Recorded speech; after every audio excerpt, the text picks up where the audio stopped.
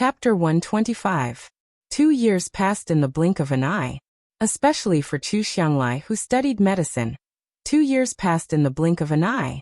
At first, she came with a few recommendation letters, and was treated as a special top student by the new school.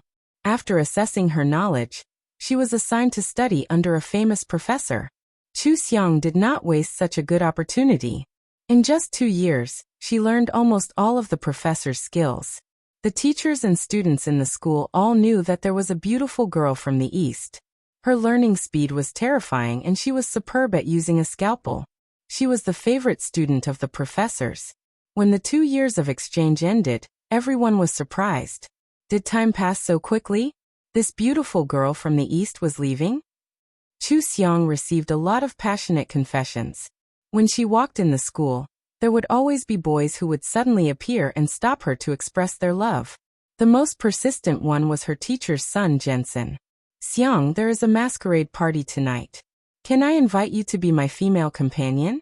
Please." Jensen walked backwards in front of Chu Xiang and put his hands together to make a begging gesture. Chu Xiang smiled and refused. "No, I have to write a thesis tonight." "Oh, another thesis. Is it a task my father gave you? Don't worry about him. He is serious and boring. You are only 21 years old. You should be partying with us. How can you be so engrossed in those theses? Jensen, I will tell your father what you said." Chu Xiang walked to her car and opened the door to go home. Jensen hurriedly leaned against the window and pulled her. He smiled. "Xiang, the best Xiang in the world. You won't tell my father, right? You know that I admire him the most. He is my idol. What I said just now was nonsense. Please don't tell him. Then don't bother me. I'm leaving now. I wish you a pleasant night." Bye. Chu Xiang rolled up the car window, started the car and left under his gaze. Jensen was 7 years older than her, and had already graduated to become a doctor. Usually Johnson seemed to be very unreliable, but in fact his medical skills were not bad. He specialized in cardiovascular surgery, and had performed many surgeries. Because of this, Chu Xiang was willing to communicate with him more. However, it was limited to academic exchanges and nothing else. The paper she was preparing now was very important. She had written it independently, and was going to publish it in an academic journal. The reason why it was important was that she had applied for early graduation. Logically speaking, this was impossible, but she had performed well in both domestic and foreign schools. Her strength was obvious to all, and she was the favorite of all the teachers. After she applied for early graduation, the two schools considered it for a period of time, and gave her various evaluations. In the end they agreed to her application, but she had to have outstanding results as a condition for her to graduate. Of course, this eye-catching paper had to be outstanding enough to convince the public. Chu Xiang had chosen to independently publish her paper in one of the top academic journals in the industry. This was an extremely difficult thing to do, and no student had ever done it before. This matter was related to whether she could graduate early and become a doctor. Of course, it was more important than anything else. Chu Xiang sat in front of the computer and began to edit her paper when she got home. There were more than 10 medical books on the desk. The part-time worker had finished cooking and politely called her. "Xiang, it's time to eat." Chu Xiang looked up and smiled at her. "Okay, you can get off work. I'll eat now. Thanks for your hard work, Lucy." "It's okay." The part-time worker cleaned up the kitchen as usual and left. Chu Xiang glanced at the paper and quickly marked a few mistakes. She closed the document and went to the living room to eat. Lucy was a good cook. She could cook both Chinese and Western food. She also cleaned the room very well. Chu Xiang had been using her for 2 years. Of course, her salary was very high. The most important thing was that she took good care of everything and made her comfortable at home. Chu Xiang was eating. She took out her phone and wanted to listen to a song to relax. Just then, Xia Yinhui called. She smiled and picked up. "What? Why are you calling me so early? I have to be early. It'll be late and you should go to bed later. Why haven't you come back after being abroad for so long? You're so jet-lagged that I can't have a good chat with you every time I want to." Xia Yinhui complained. She was still complaining about Chu Xiang going abroad after 2 years. Chu Xiang took a sip of fruit juice. How comfortable would it be if I left and let you live alone in the dormitory? If you want to talk to me, just send me a message. I'll reply when I'm not busy. Speaking of this, Xia Yunhui had more to complain about. When are you not busy? My sister, you are really a busy person. Sometimes I can't find you, and I can't get through your phone. I thought you were doing something abroad. Fortunately, I met Jason later. At least I know that you're safe. By the way, is Jason still chasing you? Did you promise him? Chu Xiang found it funny. Are you a professional matchmaker or what? You've been trying to introduce boyfriends to me since the first year of university. Now you're worried about foreign friends. Aren't you too dedicated? Tisk, I'm just afraid that you'll be lonely. You're 21 years old. Don't you want to experience the passion of youth? Forget it, forget it. I'm calling you because I want to talk to you. Yesterday, Chu Qing came to the school to ask for your contact information from the counselor. Haha, guess what? The counselor didn't give it to him. You specifically said that you didn't want to have any contact with them. Chu Qing is also a weirdo. He actually asked the dormitory manager downstairs to look for me. He kept pestering me to ask where you were coming back. Chu Xi's health is not good and wants you to go home to take a look. When I wanted to leave, he blocked my way and refused to let me go. Xia Yunhui snorted. I didn't spoil him at that time. I told him to scram back to where he came from. Don't you know what kind of person you are? How can you be so shameless to come to the school? But looking at him, I think Chu Xi's health is really not good. I don't know if they'll think of ways to find you, so I quickly told you so that you can be mentally prepared. If Xia Yunhui didn't mention it, Chu Xiang would have forgotten that she had a twin sister in that family. She didn't care much and said, don't bother. If they harass you again, remember to tell me. Wow, your words are too manly. I can't stand it. If it weren't for Zhengyu, I would definitely fall in love with you. When are you coming back? The exchange students here have already started to take photos everywhere and are preparing to go back. Are you coming back soon? Xia Yunhui asked expectantly. Chu Xiang said regretfully, not so soon. I've already applied to graduate early. I plan to do an internship here for 2 years before going back. Xia Yunhui was stunned when she heard this. Ah, then when you come back, won't I have graduated? Probably. There's a very good opportunity here. I don't have to slowly transfer departments and can save a lot of time, so I've decided to come back later. It can also be considered a shortcut. You also work hard. I hope that when I return, I'll have become Dr. Xia. Although Xia Yunhui was disappointed, she also knew that this was a very rare opportunity for Chu Xianglai. It concerned her future, so of course she wouldn't say anything. Instead, she gave Chu Xiang a lot of advice and encouraged Chu Xiang to work hard. After Chu Xiang finished eating, she found Chu Xi's number and called her. It was currently 7 in the morning in China, and Chu Xi was still sleeping. When she was woken up by the sound of the phone, she felt her heart beat a lot faster. However, when she saw that it was an international call, her eyelids twitched. She had a very strong feeling that it was Chu Xiang calling. She immediately picked up and asked almost anxiously, Chu Xiang, is that you? It's me, Chu Xiang said indifferently. Why? I heard that your life is coming to an end? Chu Xi's eyes widened. Chu Xiang, you called me just to curse me? When did you become so vicious? Chu Xiang laughed softly. When? Wasn't it when you tripped me into the water? Chu Xi, judging from your voice, you're very short of breath. Have you been feeling unwell recently? That's right. After all, you're already 21 years old.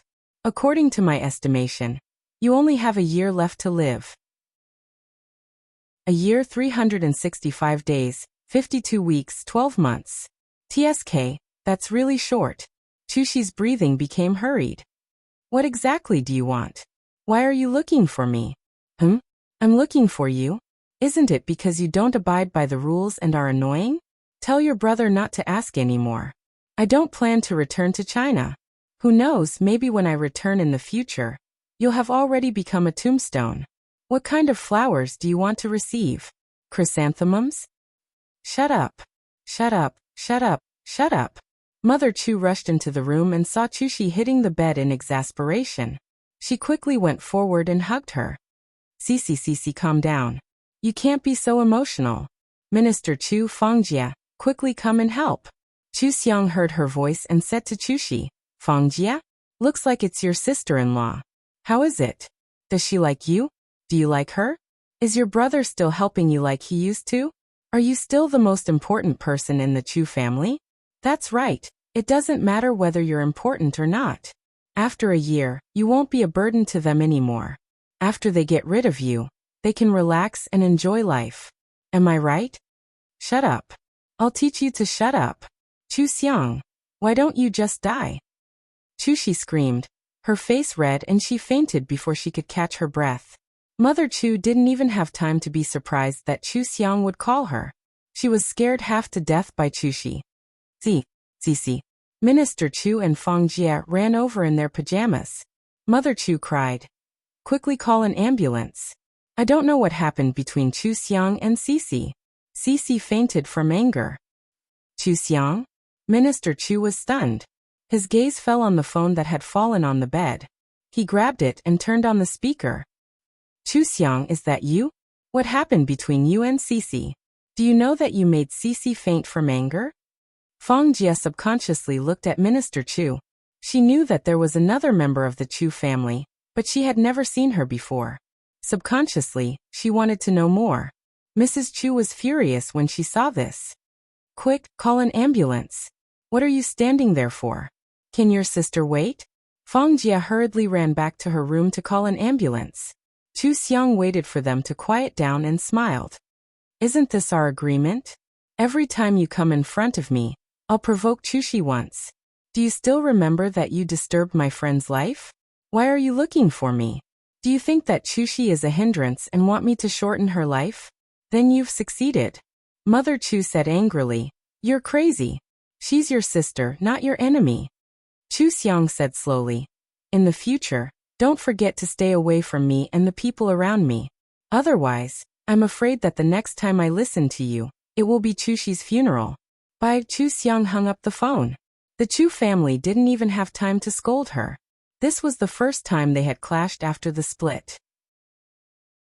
It was like Mars colliding with Earth. They really didn't expect that Chu Xiang would be so ruthless. She actually made Chuxi faint over the phone. Chuxi's current body was far from what it was 2 years ago. When she fainted, it looked like she was already dead. Mother Chu was so anxious that she kept crying and kept asking, why isn't the ambulance here yet? Urge them again. Minister Chu, you're calling your father. What business is there?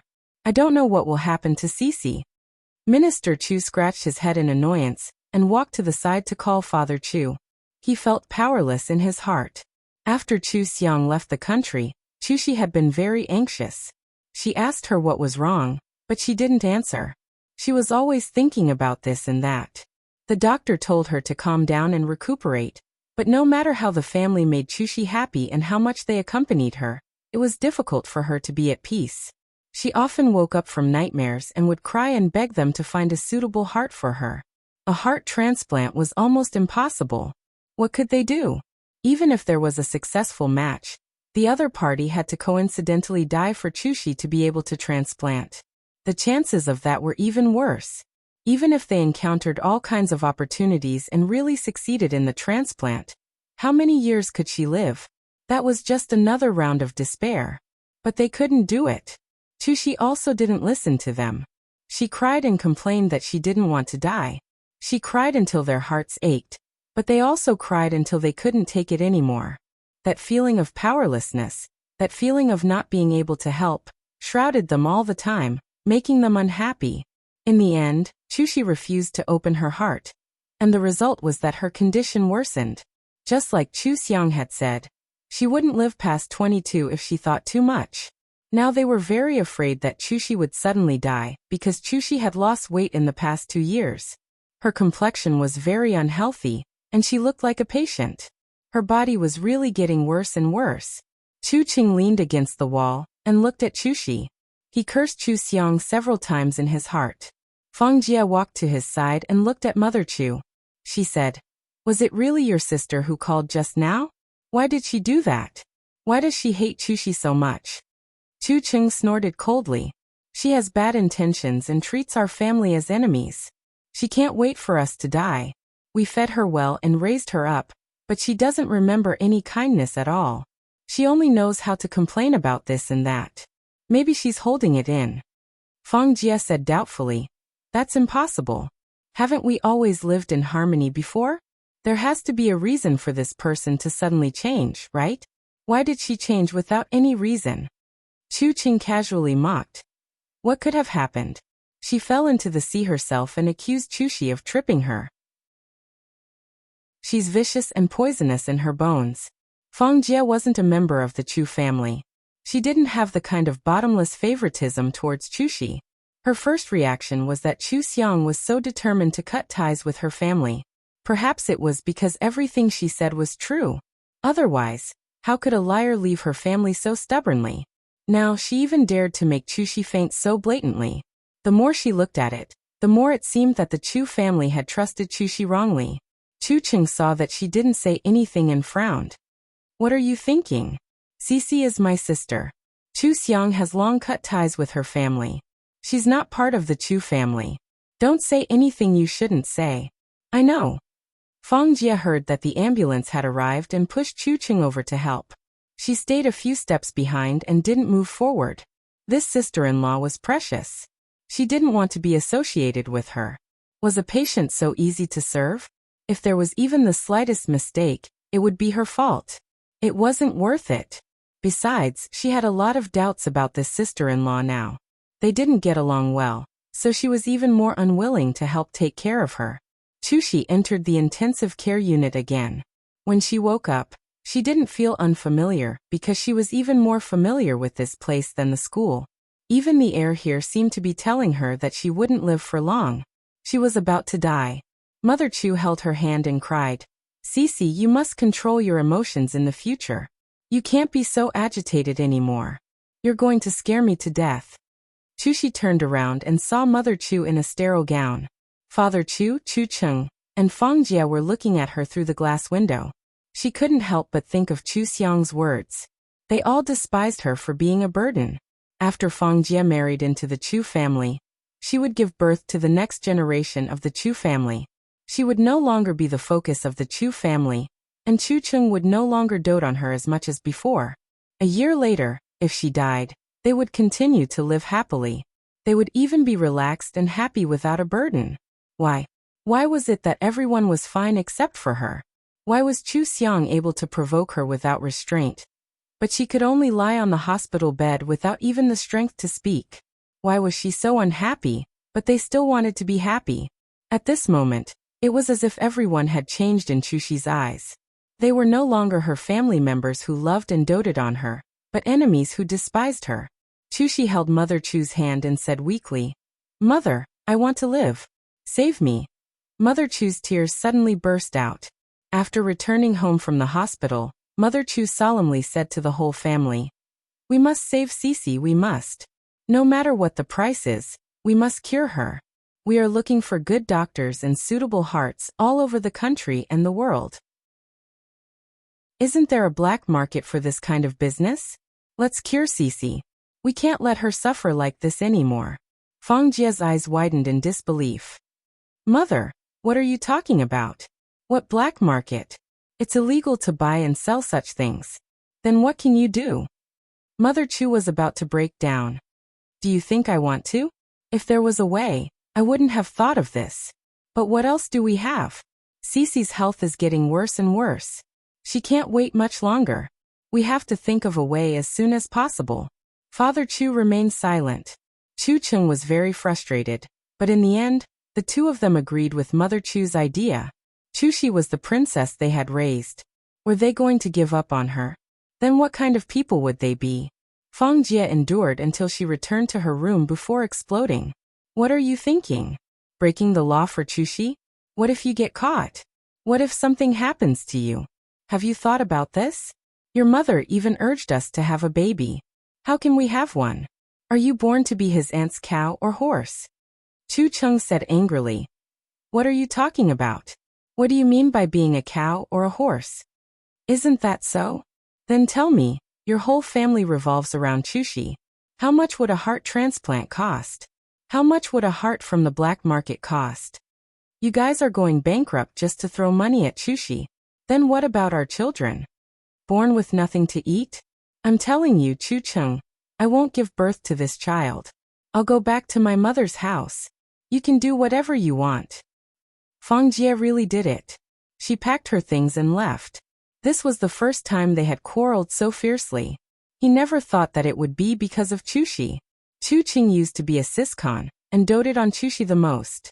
But now that Fang Jie was making such a fuss, he couldn't help but think, isn't Chuxi the kindest and most sensible person? Why was she causing him so much trouble now? Why hadn't Chuxi thought about what to do with her son? Some things were afraid of having a beginning. Often once it started, there would be no end. Chu Qing was the same with Chuxi. A hole had been pried open in the love between siblings, and from then on, this hole became bigger and bigger. The Chu family started to do their best to extend Chuxi's life, and the conflicts between them and Fang Jie also increased. This kind of life of running around to seek treatment made everyone in the Chu family physically and mentally exhausted. It was very torturous.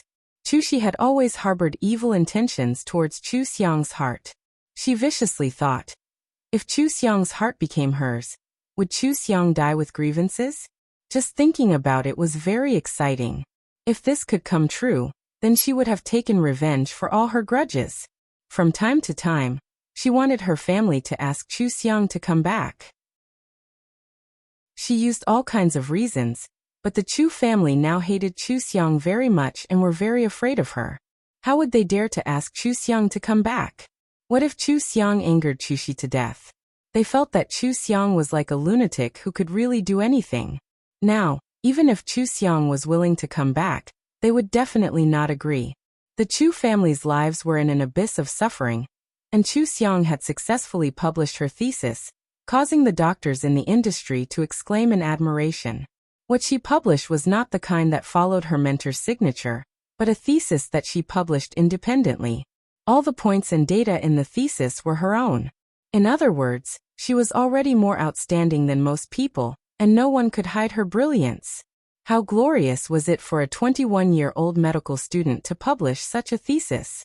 All the major media in the country reported this matter. The Chu family had always been paying attention to medical news, so naturally, they knew about it immediately. When they saw Chu Xiang's name, they only felt that it was too much of a coincidence. But when they saw Chu Xiang's photo on the television news, they were completely shocked. This was their Chu Xiang. Even if she became beautiful and had a temperament, she was still their Chu Xiang. How did she become so famous? How did an exchange student in a university cause such a big scene? What rising star of the medical world, the future light of the medical world? Were all these things Chu Xiang? When Chuxi saw the news, not only was she shocked, but jealousy gnawed at her heart like a leech. They were twins, so why was Chu Xiang so dazzling?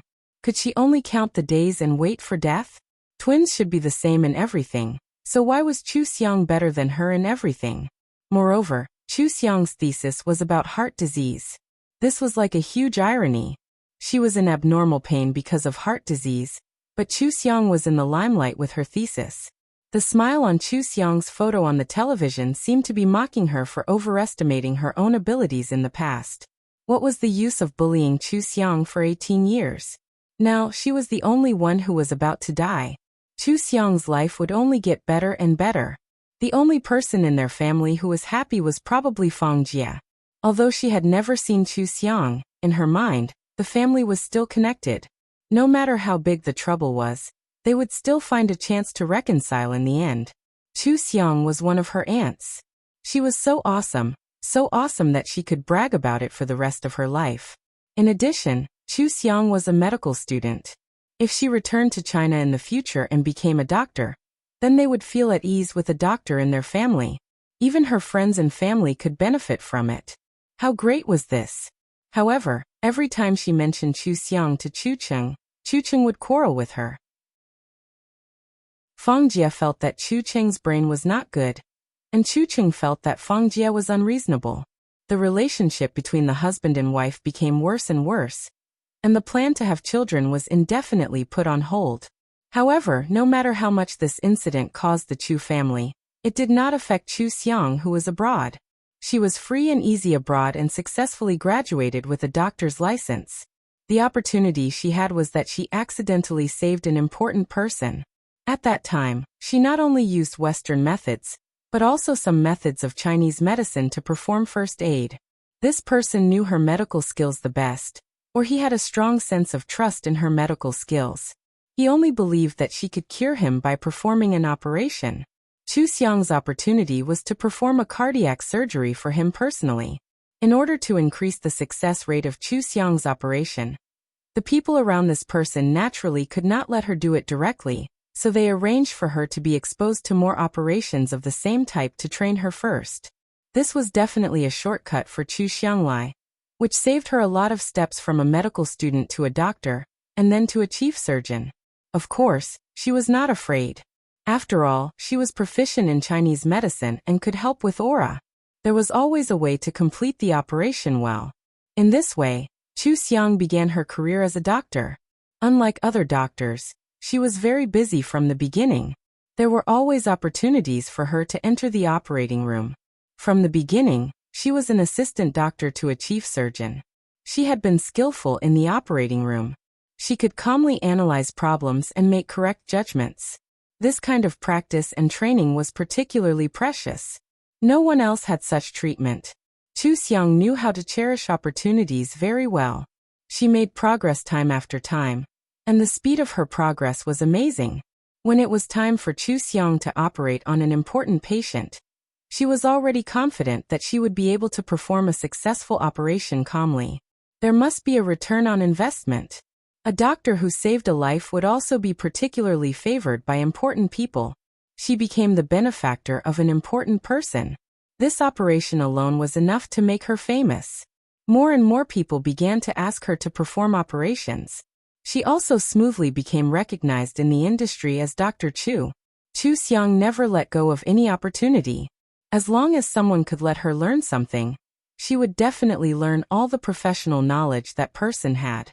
After leaving school, she came into contact with more profound knowledge. Her growth also began to soar like a rocket. At an amazing speed, she established her own reputation. Every time Chu Xiang went home, she would practice the simulation operation again and again. Anyway, she had Reiki to nourish her body, so she was not afraid of being tired. This kind of monstrous improvement in strength made her internationally famous in just 2 years, and she became known as Dr. Chu. The articles she published and the successful operations she performed were not enough for people to brag about. Her greatest achievement was that she had overcome the world's problems in heart disease and brought good news to heart disease patients all over the world. Although she was the only one who could treat such a complicated heart disease problem, and only she could perform the operation successfully, she had been studying and working to promote the treatment method. This was a very long process, and it could not be rushed. Chu Xiang's nationality had never changed. It was also the glory of the country to make such a great contribution. The government noticed her and asked her to return to China. The foreign countries also wanted to keep Chu Xiang as a talent. They had been trying their best to persuade her, and offered her very good conditions. Of course, Chu Xiang had to return to China. She had stayed here before only to learn foreign medical skills. It just so happened that Xia Yinhui had graduated from university and was about to marry Zheng Yu. Chu Xiang simply asked for leave to return to China to attend their wedding and relax. Xia Yinhui cried as soon as she saw her. She ran forward and hugged her. "You have no conscience. You went abroad for so long and didn't come back. It's been 4 years. It's been too long." Chu Xiang smiled and said, "Aren't I back now? I came back specially to attend your wedding. Are you touched?" Touched. "Hi, how are you?" Xia Yinhui looked up and saw a handsome foreign man. She was stunned. "Who is this?" "Jason." Chu Xiang introduced them and said helplessly, "Jason took a long vacation. When he knew that I was back, he insisted on coming to play." Jason smiled. "Xiang, I don't just want to play. I also want to see the scenery in China and the local customs." Xia Yinhui heard that he knew a few idioms and couldn't help but laugh. Xiang, did you teach him idioms?" He learned the language well. It's quite standard. Chu Xiang shook her head. I don't have time for that. He learned it because he likes it. How have you been these few years? Have you been doing well? Xia Yinhui smiled and held her arm. She talked to her happily like before. I'm doing okay, but I definitely can't compare to you. Mine, if I go out and tell people that I'm Chu Xiang's best friend, there will definitely be a lot of people who will be jealous and hate me. By the way, you weren't seen here, right? The news of your return has been reported.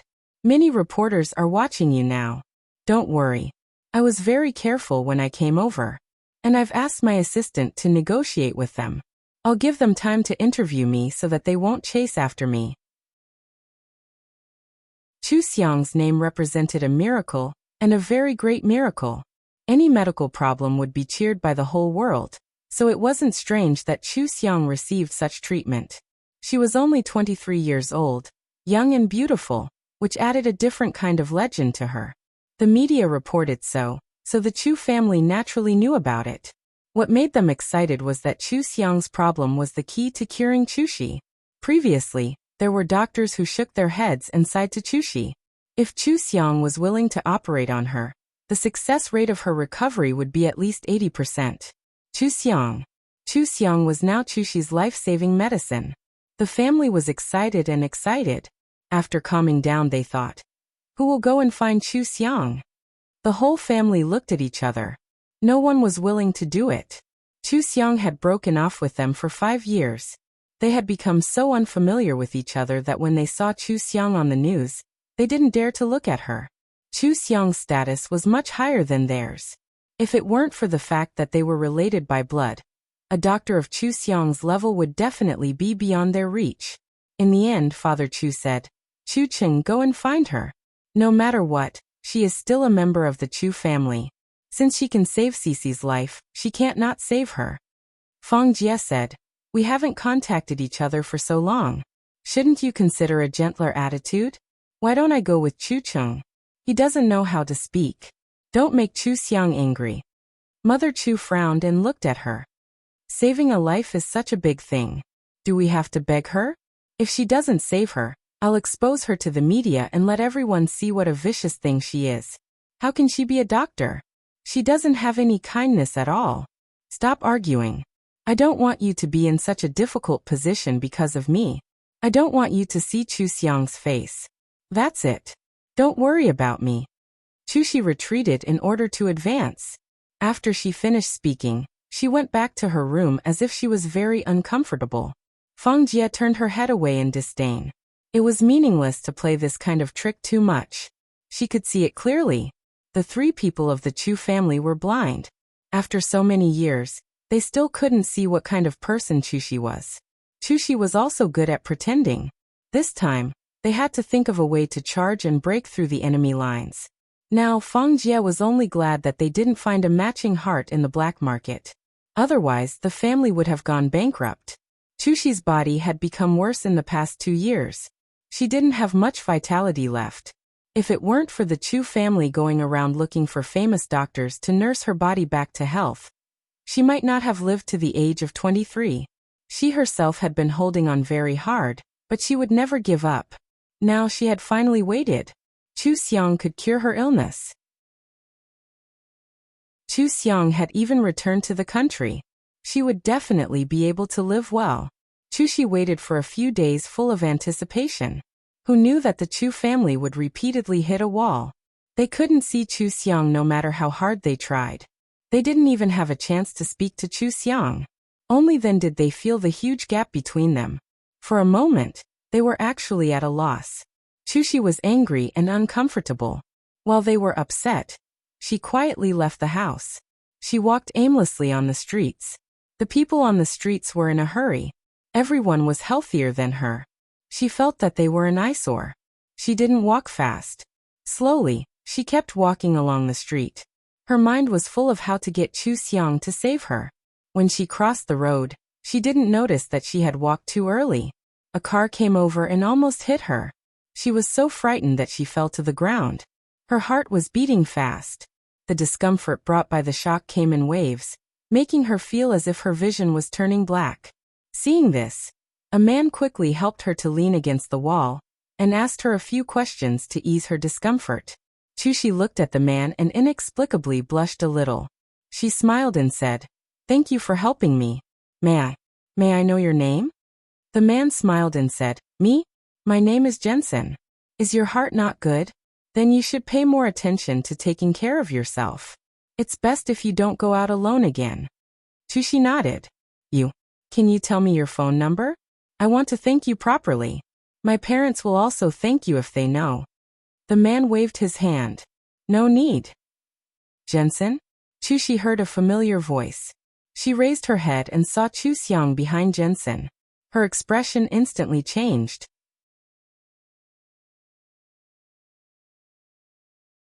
Chapter 126. When Jensen saw Chu Xiang, he got up to greet her. "Xiang, why are you here? There are so many cars on the road. You can just wait for me on the other side." "I saw a patient, so I came to take a look."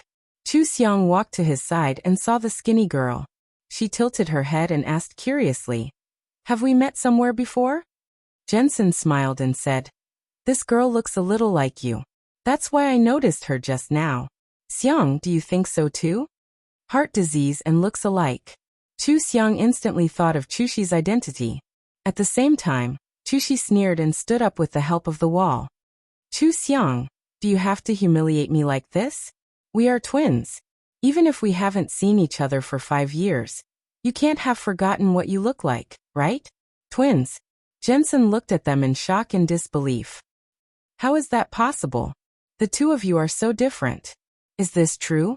Chu Xiang put her hands in the pockets of her windbreaker and smiled. "I've already cut ties with them. They are just strangers. Let's go." Chu Xiang turned to leave, but Chushi grabbed her and stared at her. "You can't go. You operated on me.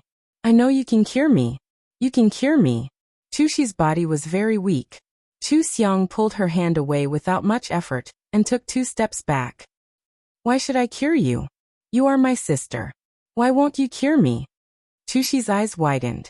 Because she was too thin. Her features were a little distorted. She said in disbelief, "You won't save me? Are you going to watch me die without doing anything? I am your biological sister. We are twins from the same mother. We are the closest people in the world, aren't we? If you can cure me, you have to cure me." Chu Xiang shook her head gently. "No." She smiled and said to Chushi, "Are you angry? Do you hate me very much? I am the only one in the world who can save you, but I will never save you. Enjoy your remaining time." Chu Xiang turned around and left. Jensen hurriedly followed after her, only to hear Chu Xiang shout angrily, "You owe me. You're the one who made me like this. You have to operate on me. You owe me this." Chu Xiang ignored her. She clutched her chest and chased after her. Panting, she softened her voice and sobbed, "Save me, please save me. Chu Xiang, sister, I'm sorry. I know I'm wrong. Please forgive me, please save me. I beg you." Jensen looked at Chushi curiously many times, but he didn't say a word. Seeing Chu Xiang get into the car, she also got into the car. Keeping silent was golden. Chushi ran slowly, and before she could catch up to the car, Chu Xiang had already driven the car away. Chushi anxiously chased after her with all her might. Seeing that she really couldn't catch up, she used all the strength in her body to curse loudly. "Chu Xiang, you'll die a horrible death. Go to hell." Jensen frowned and glanced at Chushi from the rearview mirror. "Is she really your twin? Her character is so bad that she actually cursed you. No wonder you don't interact with her. Is there anyone else in your family?" Chu Xiang looked ahead as she drove and said casually, "You're too nosy. Just treat me as an orphan. I don't have any relatives." "Okay, I understand." Jensen made an okay gesture. Although he was curious, he didn't ask anymore. He only said, "That girl just now didn't look like you at all. Looks like she's really sick and has lost her face." Jensen looked seriously at Chu Xiang's side profile and nodded. "You're still the prettiest. Very, very pretty." Foreigners always like to praise people so directly. Chu Xiang was used to it and smiled as a response. This time when she returned to the country, an old leader who often appeared in the news asked her to operate on him. There was a lot of work to prepare, and there were also reporters watching her. In fact, she was always very busy. It was rare for her to come out for a meal, but she didn't expect to meet Chushi. This might be an inexplicable bond between twins, but the original owner was already dead. Of course, she couldn't save the murderer. The reason why she was able to solve the problem of Chushi's heart disease was because the original owner had done more research on it. She continued to study it. Now Chushi was probably in greater despair, right? That was good. Everything was her own fault, wasn't it? Chushi returned home in a daze. The Chu family was crazy with anxiety. Feng Jie glanced at her and said unhappily, "If you're not well, don't go out and wander around. Is it fun to let the family find you? We almost went to the police." Mother Chu shouted, "Why are you so talkative? Are you tired? Can't you see that Cici is uncomfortable?" Feng Jie sneered. "She's uncomfortable? I see that everyone in the family is uncomfortable. I've really had enough of you all." Feng Jie turned and ran back to her room, slamming the door with all her might. The sound made everyone frown. Chu Qing sighed tiredly. He couldn't help but feel that Chushi was too insensible. He got up and said, "Cici, if there's nothing else, rest early. I still have work to do. I'll go back to my room first." Father Chu nodded, indicating that his work was important, and let him go. Chushi suddenly lowered her head. "I saw Chu Xiang." Chu Qing immediately stopped and said in disbelief, "What? You saw Chu Xiang? Is it true? The staff didn't let us in at all. How did you do it?" Chushi looked at the carpet blankly and said in a low voice, "I met her on the road.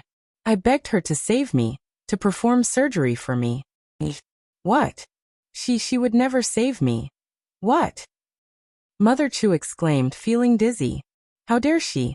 She didn't even save her own sister. What was she thinking? Chu Cheng, quickly think of a way. You must let her save your sister. What kind of attitude is this? Why is she so vicious? How did I give birth to such a thing?" Father Chu frowned and said in a low voice, "Okay, stop crying. It's annoying. Think of a way. We've tried everything. We can't even see Chu Xiang's face. How can we let her save Cici?"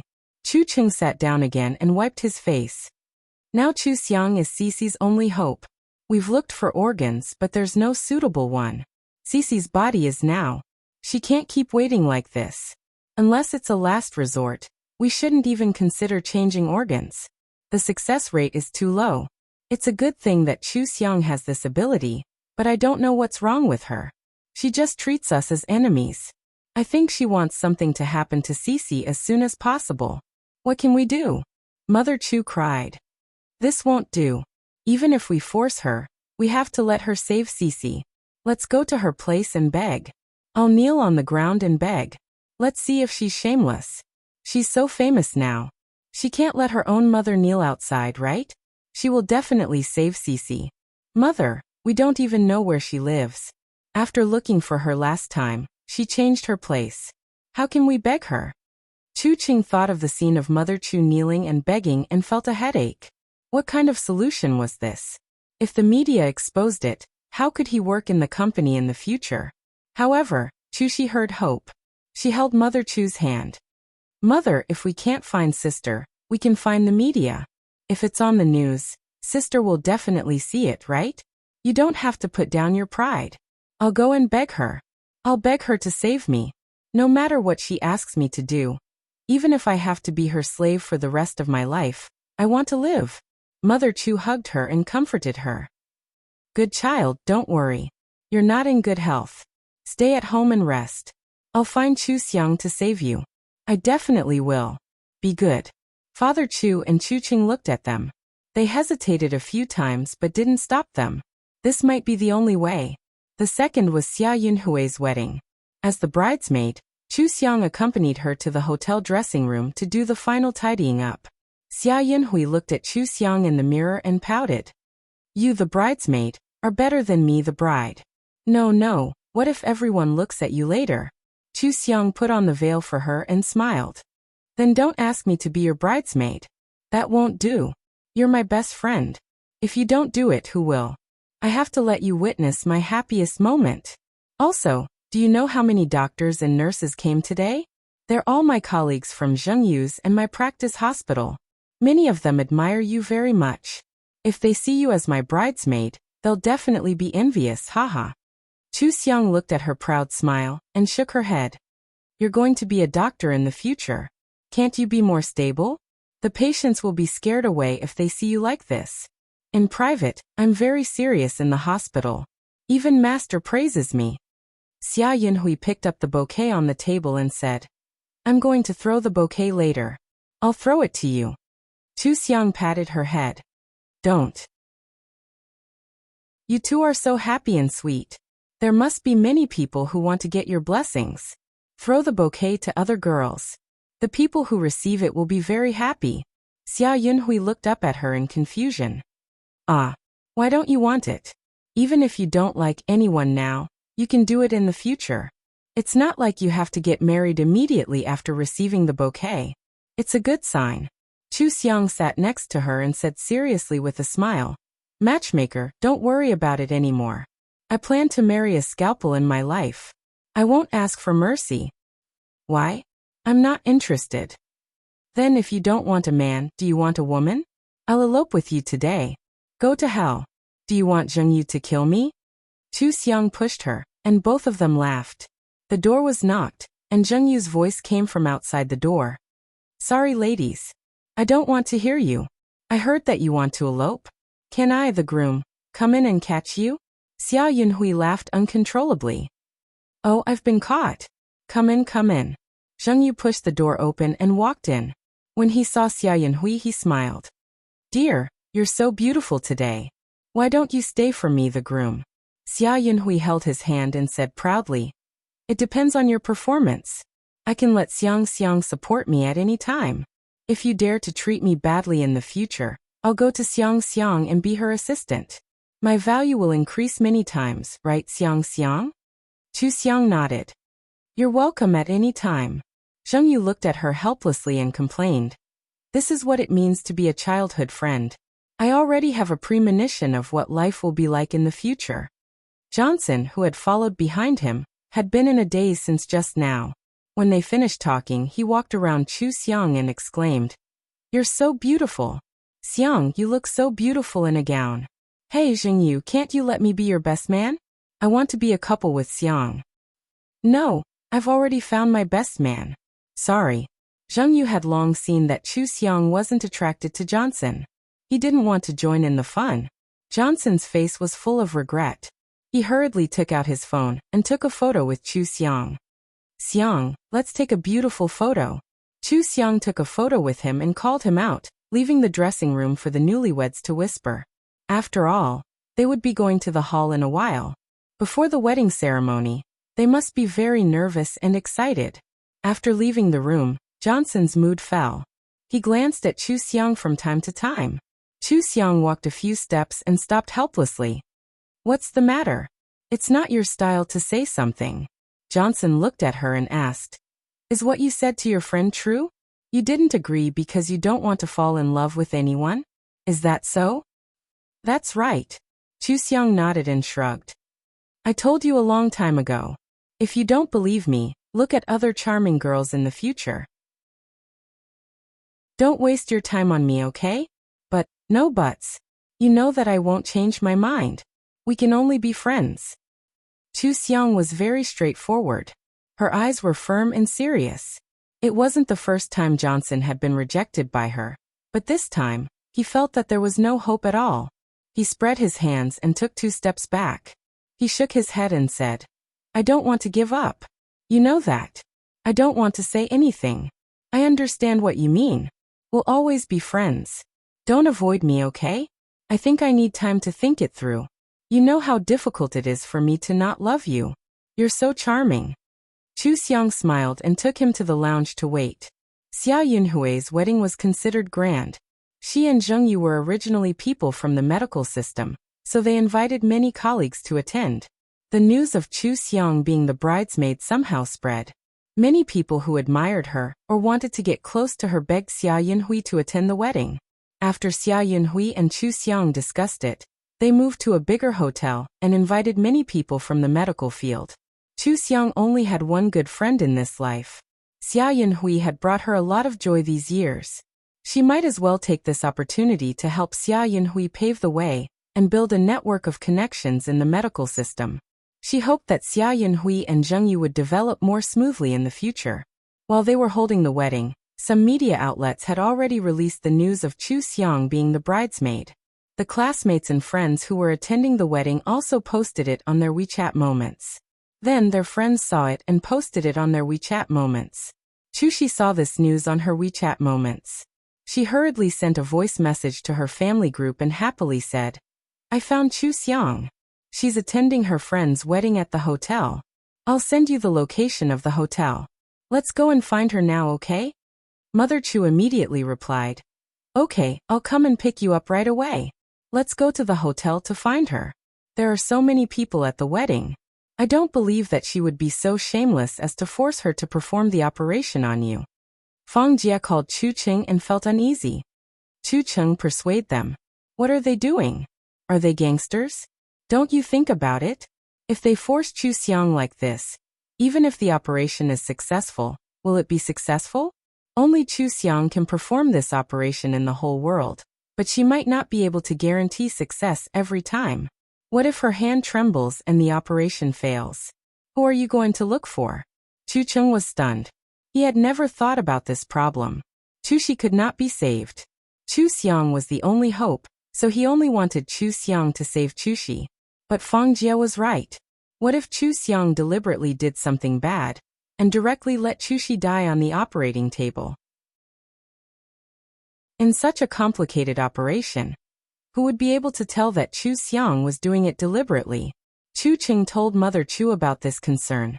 Mother Chu was silent for a long time and suddenly said, "Then let her not fail. Let everyone know that she must save her sister. Otherwise, she's doing it deliberately murdering her." Chu Cheng was a little worried. "Mother, you're not in a good state now. You should rest at home. I'll go and find Chu Xiang." "No, when did you ever find her useful? I'm her mother, and I gave birth to her. I don't believe that I can't force her." There was only one thing in Mother Chu's heart, and that was to make Chu Xiang save her sister. She would do anything. The Chu family rushed to the hotel as fast as they could, but Chu Xiang was about to perform the operation on the old leader. Nothing must happen to her. Even when attending a friend's wedding, there were 2 bodyguards hidden among the guests. Naturally, there were people watching outside the hotel. Moreover, there were too many people who wanted to attend the wedding this time. Xia Yinhui had also arranged the wedding very strictly. One must have an invitation to enter. Otherwise, they would be stopped by the staff from afar. The Chu family had no chance to rush in at all. Mother Chu pushed the staff and frowned. "Let me go in. I'm Chu Xiang's mother. I have an urgent matter, and I need to see her immediately." The staff smiled politely and said, "Madam, I'm sorry. You can't go in without an invitation. If you need to find Dr. Chu, you can contact her yourself." How could Mother Chu contact Chu Xiang? She walked directly to the street outside the hotel and looked at the people coming and going. She closed her eyes and took a deep breath. She cried and shouted, "Chu Xiang! Chu Xiang, come out quickly and save your sister. Only you can save her. I'm begging you." The staff of the hotel was shocked and hurriedly sent someone to inform Chu Xiang and the security guards to stop Mother Chu. Mother Chu cried sadly. Chuxi held her chest and stood pitifully by the side. Father Chu and Chu Qing both frowned and lowered their heads. The scene looked really miserable and helpless. Many people stopped outside the hotel to look at them. Some took out their phones to take pictures of them crying and begging. Chu Xiang had avoided the guests to hear the news from the staff. When she heard that the family was making a scene outside the hotel, her face turned cold. She immediately sent a message to the bodyguards who came with her and asked them to help solve it as quickly as possible. This kind of thing was a piece of cake to them. The bodyguards didn't even go out. With a message, someone immediately went out to invite the Chu family into the hotel. The Chu family thought that Chu Xiang was finally going to see them, so they quickly helped Chuxi into the hotel, who knew that they would be restrained when they entered a lounge. They were only released after the wedding. They didn't even get to see Chu Xiang. They didn't even get to see the wedding guests. They had wasted a great opportunity. Chu Xiang's actions were like a slap to Mother Chu's face. Mother Chu never thought that her biological daughter would be so ungrateful for the kindness of raising her. She was already so shameless, but Chu Xiang still refused to see her. This daughter really didn't even acknowledge her own mother. Mother Chu had been mentally and physically exhausted all these years for Chuxi. This time, she couldn't get what she wanted even if she shed her face. Hatred suddenly grew in her heart. She didn't go home. Instead, she contacted a few media outlets to expose Chu Xiang for not saving her biological sister and not acknowledging her parents and brothers. She was ungrateful and looked down on her family after having a status. Chu Xiang was the youngest medical expert in the country and the pride of the medical world. She was the most likely person to cure terminal illnesses in the future. She was also the most popular person recently. It wasn't an exaggeration to say that she was a miracle. Now her family had suddenly appeared and exposed that she was ungrateful, didn't acknowledge her family, and didn't even save her biological sister. When the media caught wind of the news, they swarmed to the Chu family and began to dig deeper into the matter. Mother Chu used the most decisive method. She wanted to use moral coercion and let everyone force Chu Xiang to compromise. She didn't believe that Chu Xiang wouldn't lower her head for the sake of her own reputation. As long as Chu Xiang cured Chu Xiang, she could go wherever she wanted in the future. She didn't dare to have such a daughter. Mother Chu was merciless towards a daughter that she had no intention of acknowledging again. She continued to expose both the truth and the lies, even exaggerating the truth. She only wanted to blow the matter up, so that Chu Xiang would have nowhere to hide. After attending the wedding, Chu Xiang returned to her residence. Someone specially came to ask her about this matter, mainly to ask if she needed to do anything. Actually, they had already investigated Chu Xiang's background and the grudges of the Chu family. Otherwise, how would they dare to let her operate on the old leader? Chu Xiang hadn't interacted with the Chu family after transmigrating. She didn't know them that well. However, Chuxi was about to die. She guessed that the Chu family would do something desperate. Although public opinion didn't affect her at all, it was better to have less trouble. She didn't have any other requests. She only wanted to suppress all news of the Chu family and not let this matter blow up. Of course, this wasn't a problem. Before the media finished their interviews, they all received a call from their superiors telling them to delete all the information. Not a single word of this matter could be exposed. No matter how big the news was, if the superiors didn't allow it to be reported, no media would report it. The people who had rushed to the Chu family left the Chu family as quickly as possible, afraid that their superiors would misunderstand if they were too slow. Mother Chu watched them leave and couldn't stop them. She was at a loss and didn't know what had happened. Although the Chu family's background was not bad, they had never come into contact with a matter of this level. They couldn't understand why a doctor like Chu Xiang could have such great abilities that so many media outlets didn't pick up on this news. They didn't know Chu Xiang's value. Chu Xiang was the kind of person who would be called a divine doctor in ancient times.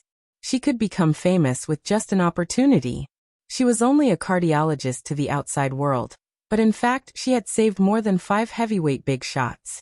However, this was a secret and outsiders had no way of knowing. Her Chinese medicine skills were superb. Others couldn't understand how she did it, but the big boss she saved definitely treated her as a guest of honor. Naturally, he would escort her. This was also the reason why she could have such a status at such a young age of 23. She was more important than everyone knew. The Chu family had cut off all means of retreat to force Chu Xiang to submit, but their plan had failed from the very beginning. Ever since Chuxi knew that Chu Xiang could save her, she had experienced several things that went from being full of hope to being in despair. She was close to breaking down again and again. She cried in front of the Chu family and said miserably, "Why didn't she save me? She's my sister. Why didn't she save me?" Mother Chu was at her wit's end. She hugged her and sat there blankly. She could only persuade her not to be agitated over and over again. Chu Cheng swiped his phone and said, "It doesn't matter if the media doesn't report it. When we were at the hotel, many people took videos and posted them online. There are already people discussing whether this matter is true or not. Maybe we can take a video or broadcast it ourselves and tell everyone about it." Fang Jie looked at him coldly. Are you crazy? Do you want everyone to see us as a joke? Mother Chu said angrily. What joke? Even if it's a joke, is it more important than Cece's life? Look at you. You didn't even go to the hotel today. Aren't you just afraid of losing face? Why are you so cold-blooded? Cece is your sister. Fang Jie sneered. I finally know why Chu Xiang didn't go home. You used to criticize her a lot in the past, didn't you? How am I cold-blooded? Didn't you see when I took care of Chu Xi? Didn't you see when I was bullied by her? I just want to live a normal life and tell you that doing all this is a waste of energy. You think I'm cold-blooded? Can't you see that Chu Xi is using you? If she has the ability, she can go find Chu Xiang herself. Maybe she can really make Chu Xiang forgive her if she apologizes properly. Apologize for what? Why should she apologize to Chu Xiang? Mother Chu had nowhere to vent her anger, so she started to argue with Fang Jie. Fang Jie stood up and looked down at Chu Xi disdainfully. What's there to apologize for? Ask her. I feel more and more that Chu Xiang is the truth. Otherwise, everything is illogical. She didn't want to be bullied here. Without waiting for them to speak, she turned around and went back to her room. Do whatever you want. Anyway, you never listen to others. Mother Chu pointed at her and said to Chu Cheng, what's wrong with her? She's helping Chu Xiang? Didn't you tell her about the family's situation?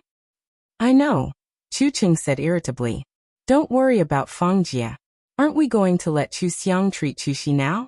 Strike while the iron is hot, and take advantage of the fact that people are talking about it online. Hurry up and do something. Otherwise, if this popularity dies down, it'll be useless even if we want to expose more. Mother Chu hurriedly said, Yes. Hurry up and do it. I don't understand these things either. Let me do it when you're done. Chu Xiang is unfilial. No matter how good a doctor she is, it's useless. Being unfilial means not attending school. Chu Qing posted on various forums and Weibo. He even posted photos of Chu Xiang from birth and some certificates to prove that they were really Chu Xiang's family. Then, he started a live broadcast to let Mother Chu cry about Chu Xiang's heartlessness. Less than 5 minutes after the posts were posted, they were all deleted. Less than 3 minutes after the live broadcast started, it was shut down. Chu Qing posted again, but it was immediately deleted. Even his account was blocked. He struggled for almost an hour, but it was useless. Besides feeling powerless, he also felt terrified. Who exactly is Chu Xiang? How could it be like this? Isn't she an expert? There are so many experts who are being attacked on the internet, but it's fine. Why can't Chu Xiang post anything? Chu Xi snatched his phone and kept clicking on it. When she found that it really didn't work, she slammed the phone and said angrily, Why? Why are you doing this to me? Why? Chu Xi's hope was once again broken. Her emotions fluctuated too much, and her heart felt terrible. She couldn't even breathe properly. Chu Qing hurriedly called for an ambulance. The family rushed to the hospital, and once again watched Chu Xi walk through the gates of hell. Chu Qing looked through the public opinion online. The videos outside the hotel were all gone. But there were still some people who saw the posts and live broadcast. At least they knew that Chu Xiang didn't acknowledge her parents, and didn't save her sister. She was an ungrateful ingrate. So there were people who used CX to replace Chu Xiang's name to discuss this matter, especially to discuss the reason for the instant deletion and blocking. Many people were disgusted by special treatment. There were also many people who thought that unfilial people deserved to die. So even if this matter didn't spread widely, there were still some people who criticized Chu Xiang on the internet. Chu Cheng learned to be smart this time. He used a code name and pinyin to post, asking everyone to help persuade Chu Xiang to perform the operation on her biological sister. This matter had been suppressed and not spread. Most people didn't know about it, but some people who often searched for Chu Xiang's name saw it, including the classmates who had witnessed Chu Xiang's break with her family on the boat. Song Qi was one of them. She was their class monitor in high school. She also loved to gossip. When she saw this news, she anonymously posted about it. 5 years ago, Chu Xi had tripped Chu Xiang into the sea. After Chu Xiang almost died, she said that she didn't acknowledge her sister, and even broke off relations with her family. There were also medical students who revealed that the poisonous tongue in the library had left a deep impression on everyone. Chu Xiang and Chu Shi were really enemies. Moreover, Chu Xiang had even returned the upbringing fees from when she was young to the Chu family. They hadn't seen Chu Xiang's relatives in their entire university life. Some people who knew the Chu family also revealed that their family had always been biased. Chu Shi was the princess of the Chu family, and Chu Xiang was an invisible person. Chu Xiang had left home for many years and hadn't seen the Chu family looking for her. This time, they were so anxious purely because of Chu Xiang's medical skills. There weren't many revelations because most people didn't know about this at all. However, this little bit of information was enough for people to piece together a complete story. Who was heartless? Who was cold-blooded? Just like Chu Xiang back then, no matter where this matter went, there would be two opinions. One supported her, and the other condemned her. Those who knew about this matter had these two opinions about Chu Xiang. However, because it didn't spread, the popularity wasn't high. The Chu family became more and more disappointed. They really didn't know what else to do. Chu Shi looked at their useless expressions, and there was no longer any warmth in her eyes. She had already given up on letting Chu Xiang perform the surgery on her. She understood that Chu Xiang just wanted her to die. Others didn't know.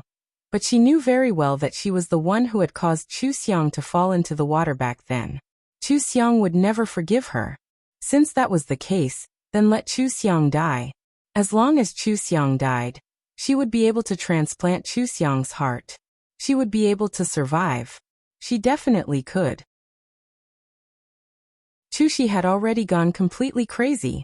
She secretly contacted the underworld people she had met a few years ago and promised them a large sum of money to create an accident. She had wanted Chu Xiang's heart for a long time. It was because Chu Xiang had solved the problem of her illness that she wanted Chu Xiang to save her. Since Chu Xiang wasn't willing, then this was the only way. At this moment, Chu Shi had calmed down because she had no other way out. She didn't have time to think of other ways. She really couldn't wait any longer. She didn't want to be like Chu Xiang and become a tombstone. Chu Xiang's bodyguard immediately noticed a suspicious person and reported it to Chu Xiang truthfully after investigating. Chu Xiang was a little surprised, but she didn't feel surprised. After all, Chu Shi had always been a very vicious person. She thought about how Chu Shi was about to die and how she was still being scolded for not saving her sister and not acknowledging her parents. The Chu family also held Chu Shi as a princess. This was the best opportunity to turn things around and make them feel even more uncomfortable. Chu Xiang decided to go with the flow and let the bodyguard protect her secretly, while she went out to give the criminals a chance to commit the crime. Chu Xiang hadn't performed surgery on the old leader yet. Of course, the higher-ups couldn't let her take the risk. They casually put on a show and called people to arrest the criminals on the spot. The higher-ups had already investigated the details of what had happened. The police used the fastest speed to solve the case, and went directly to the hospital to arrest Chu Shi. When Mother Chu saw them handcuffing Chu Shi, she was furious. "What are you doing? How can you arrest people without distinguishing between right and wrong? We have conclusive evidence to prove that Chu Shi hired someone to kill. If you have anything to say it in court." The police didn't give them a chance to defend themselves and quickly took Chu Shi away. Chu Shi was shocked and afraid. She only knew how to play tricks at home and had always been protected. When had she experienced the storms of society? When she was locked up, she was really panicking. What made her most panicked was that the person had failed. Chu Xiang didn't die at all. What about her heart? She was hopeless.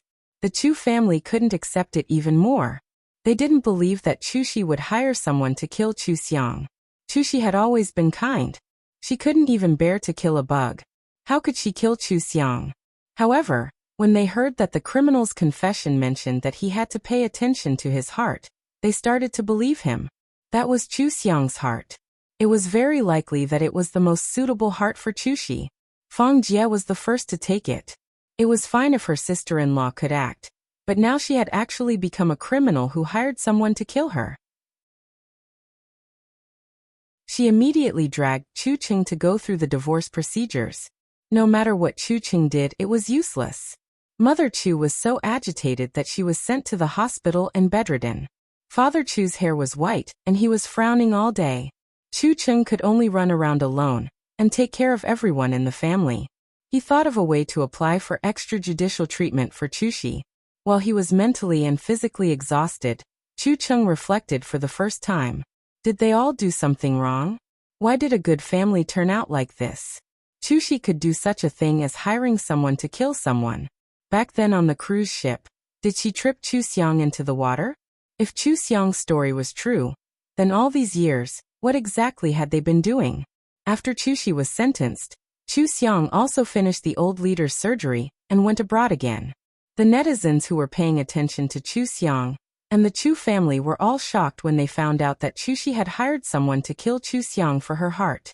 Fake news that was unfavorable to Chu Xiang could not be published online, but the restrictions in other aspects were lifted.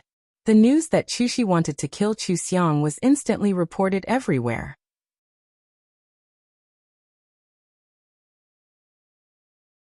Chapter 127. No matter what people thought of Chu Xiang before, Chushi's attempt to kill Chu Xiang and steal her heart was too vicious. This was something that no one could accept. Chushi was immediately pointed at by everyone and scolded badly. Because of this news, many people dug up the cause and found out that only Chu Xiang could treat Chushi's illness. However, Chu Xiang had cut ties with the Chu family and refused to treat her twin sister's illness. Everyone immediately understood Chu Xiang's actions. Such a vicious sister, why should she save her? Twins were supposed to be the most intimate people in the world. They had been together since birth, and were even closer than people who slept next to each other. One of them actually wanted to kill the other. Even if they weren't in the flesh, they still felt their hair stand on end. Some people even guessed that the reason Chu Xiang tackled the difficult problem of heart disease was to treat her sister's illness. Otherwise, why didn't she tackle other problems? She only tackled this one? Chu Xiang could treat Chushi, but she was determined not to. It was definitely because she had discovered Chushi's true colors. Moreover, the Chu family was extremely biased, forcing Chu Xiang to cut ties with her family and leave the country. Now, when someone brought up the matter of the Chu family crying outside the hotel and live-streaming their complaints, everyone felt that if they could even do such a thing, who knew what they would do to Chu Xiang in private? This family was not good people. The Chu family suffered the greatest malice in history. The overwhelming public opinion attack on the internet made them unable to withstand it. Chushi applied for extrajudicial treatment. She lay on the hospital bed with an oxygen mask and couldn't even sit up. No one dared to let her see the comments on the internet. Chu Qing used to have a sister complex. He often showed off his kind-hearted sister in front of his colleagues, but he almost never mentioned Chu Xiang. Now that his colleagues knew the inside story, they all stayed far away from him. How good could a brother who liked a murderous person be? Not long after, Chu Cheng's boss fired him. The impact was too bad, and the other colleagues could no longer work with him in peace. Some female colleagues were even afraid of offending him and causing trouble. How could such a person stay in the office? He was about to be promoted because Chushi lost her job just like that. Although the capital was very big and not everyone knew him, he could still continue to look for a job. However, the connections he had accumulated over the years, the accumulation of work achievements, and the appreciation of his superiors were all gone. He could only start all over again. His career and marriage had all been lost because of Chushi. He felt an indescribable exhaustion in his heart. He also felt dissatisfied with Chushi, but he suppressed it and did not explode. Mr. Chu couldn't stand the strange looks from his colleagues. He always asked for leave and was fired like Chu Cheng. Mrs. Chu was bedridden and had yet to recover from her illness. Naturally, she had lost her job. The whole family stayed in the hospital and treated the hospital as their home. Coincidentally, Xia Yanhui was doing her internship in the hospital where they worked. When she saw them like this, she couldn't help but complain to Chu Xiang. They really deserve it. Instead of living a good life, none of them are clear-headed. Chushi was really lucky. She was so sick that she didn't have to go to jail. Just thinking about what she did makes me gnash my teeth in anger. Chu Xiang smiled and said, "Do you think she's comfortable now? I guess she's on the verge of collapse now. She's being tortured both physically and mentally. Moreover, She's afraid that she won't wake up. Despair can't describe her feelings anymore, right? Xia Yunhui laughed when she heard this. Now that I think about it, it's true. Wow, your mentality is too good. If I were to encounter such a thing, I would be angry to death. Angry about what? What do they have to do with me? Alright, don't think about them anymore. Just treat them as strangers who don't know each other. Anyway, I'm fine. They're the ones suffering now. You should be happy. Chu Xiang saw her assistant coming over. She took the document and quickly looked through it, then signed her name. Once this work was done, it was almost time to go home. Xia Yunhui smiled happily over the phone and agreed. I should be happy. Seeing that they're not doing well, I'm relieved. What right do they have to bully you and still want to live a good life? This time, I'm afraid Chushi won't be able to hold on much longer. The few of them look like they've aged 10 years. Let them court death by themselves. Alright, let's not talk about them. What are your plans? Are you coming back soon? Chu Xiang put on her coat and walked out as she said, I still have a few better surgeries to do here. I'll go back after I'm done with all my work. You know, I've received a lot of help from the Rao here. Some favors have to be considered. I can't just leave. However, I have to go back in 2 days to do a follow-up for a patient and accept an interview. I'll look for you for a meal then. Okay. Let me know when you've booked the plane ticket. I'll pick you up at the airport. I'm afraid that won't be too appropriate. Chu Xiang chuckled. She was going back to do a follow-up for the old leader. From boarding the plane to landing to meeting the old leader, someone had followed her. Xia Yunhui vaguely guessed this and hurriedly said, Then I'll wait for your call. You can look for me anytime when you have time. Alright. Hurry up and go to work. I still have to organize my thesis after work. Work hard and strive to become a chief surgeon as soon as possible. Thank you for your kind words, haha. Chu Xiang thought of the current situation of the Rao family and smiled. She made some adjustments to the content of the interview when she got back. Since Chushi couldn't hold on any longer, she would send her on her way. Dying with grievances was the best ending for her. Chu Xiang hadn't done anything yet when Fang Jie rushed to Chushi. The Chu family couldn't stop her no matter how hard they tried. Even the nurses couldn't stop her. Fang Jie scolded Chushi right to her face. How unlucky must I be to be your sister-in-law? It's not enough that you harmed your own family, and you even seduced my brother. What kind of medicine did you feed him to make him steal the family's money for you? Where's the money? 3 million. Return it to me immediately. Father Chu shouted sternly. Get out if you have something to say. Don't you think Chushi's illness is serious enough? Chu Cheng, quickly pull Fang Jie out. Chu Cheng reached out to pull Fang Jie away. Fang Jie slapped him hard and pointed at his nose as she scolded. Why are you pulling me away? You good for nothing. You've been ridden on by Chushi your whole life. Are you going to help her pay back the money? Pay it back now. This slut has led my brother astray. If it weren't for the fact that she's lying on the hospital bed, I would have torn her apart today. You hit me? Chu Cheng covered his face in disbelief. Fang Jie, are you crazy?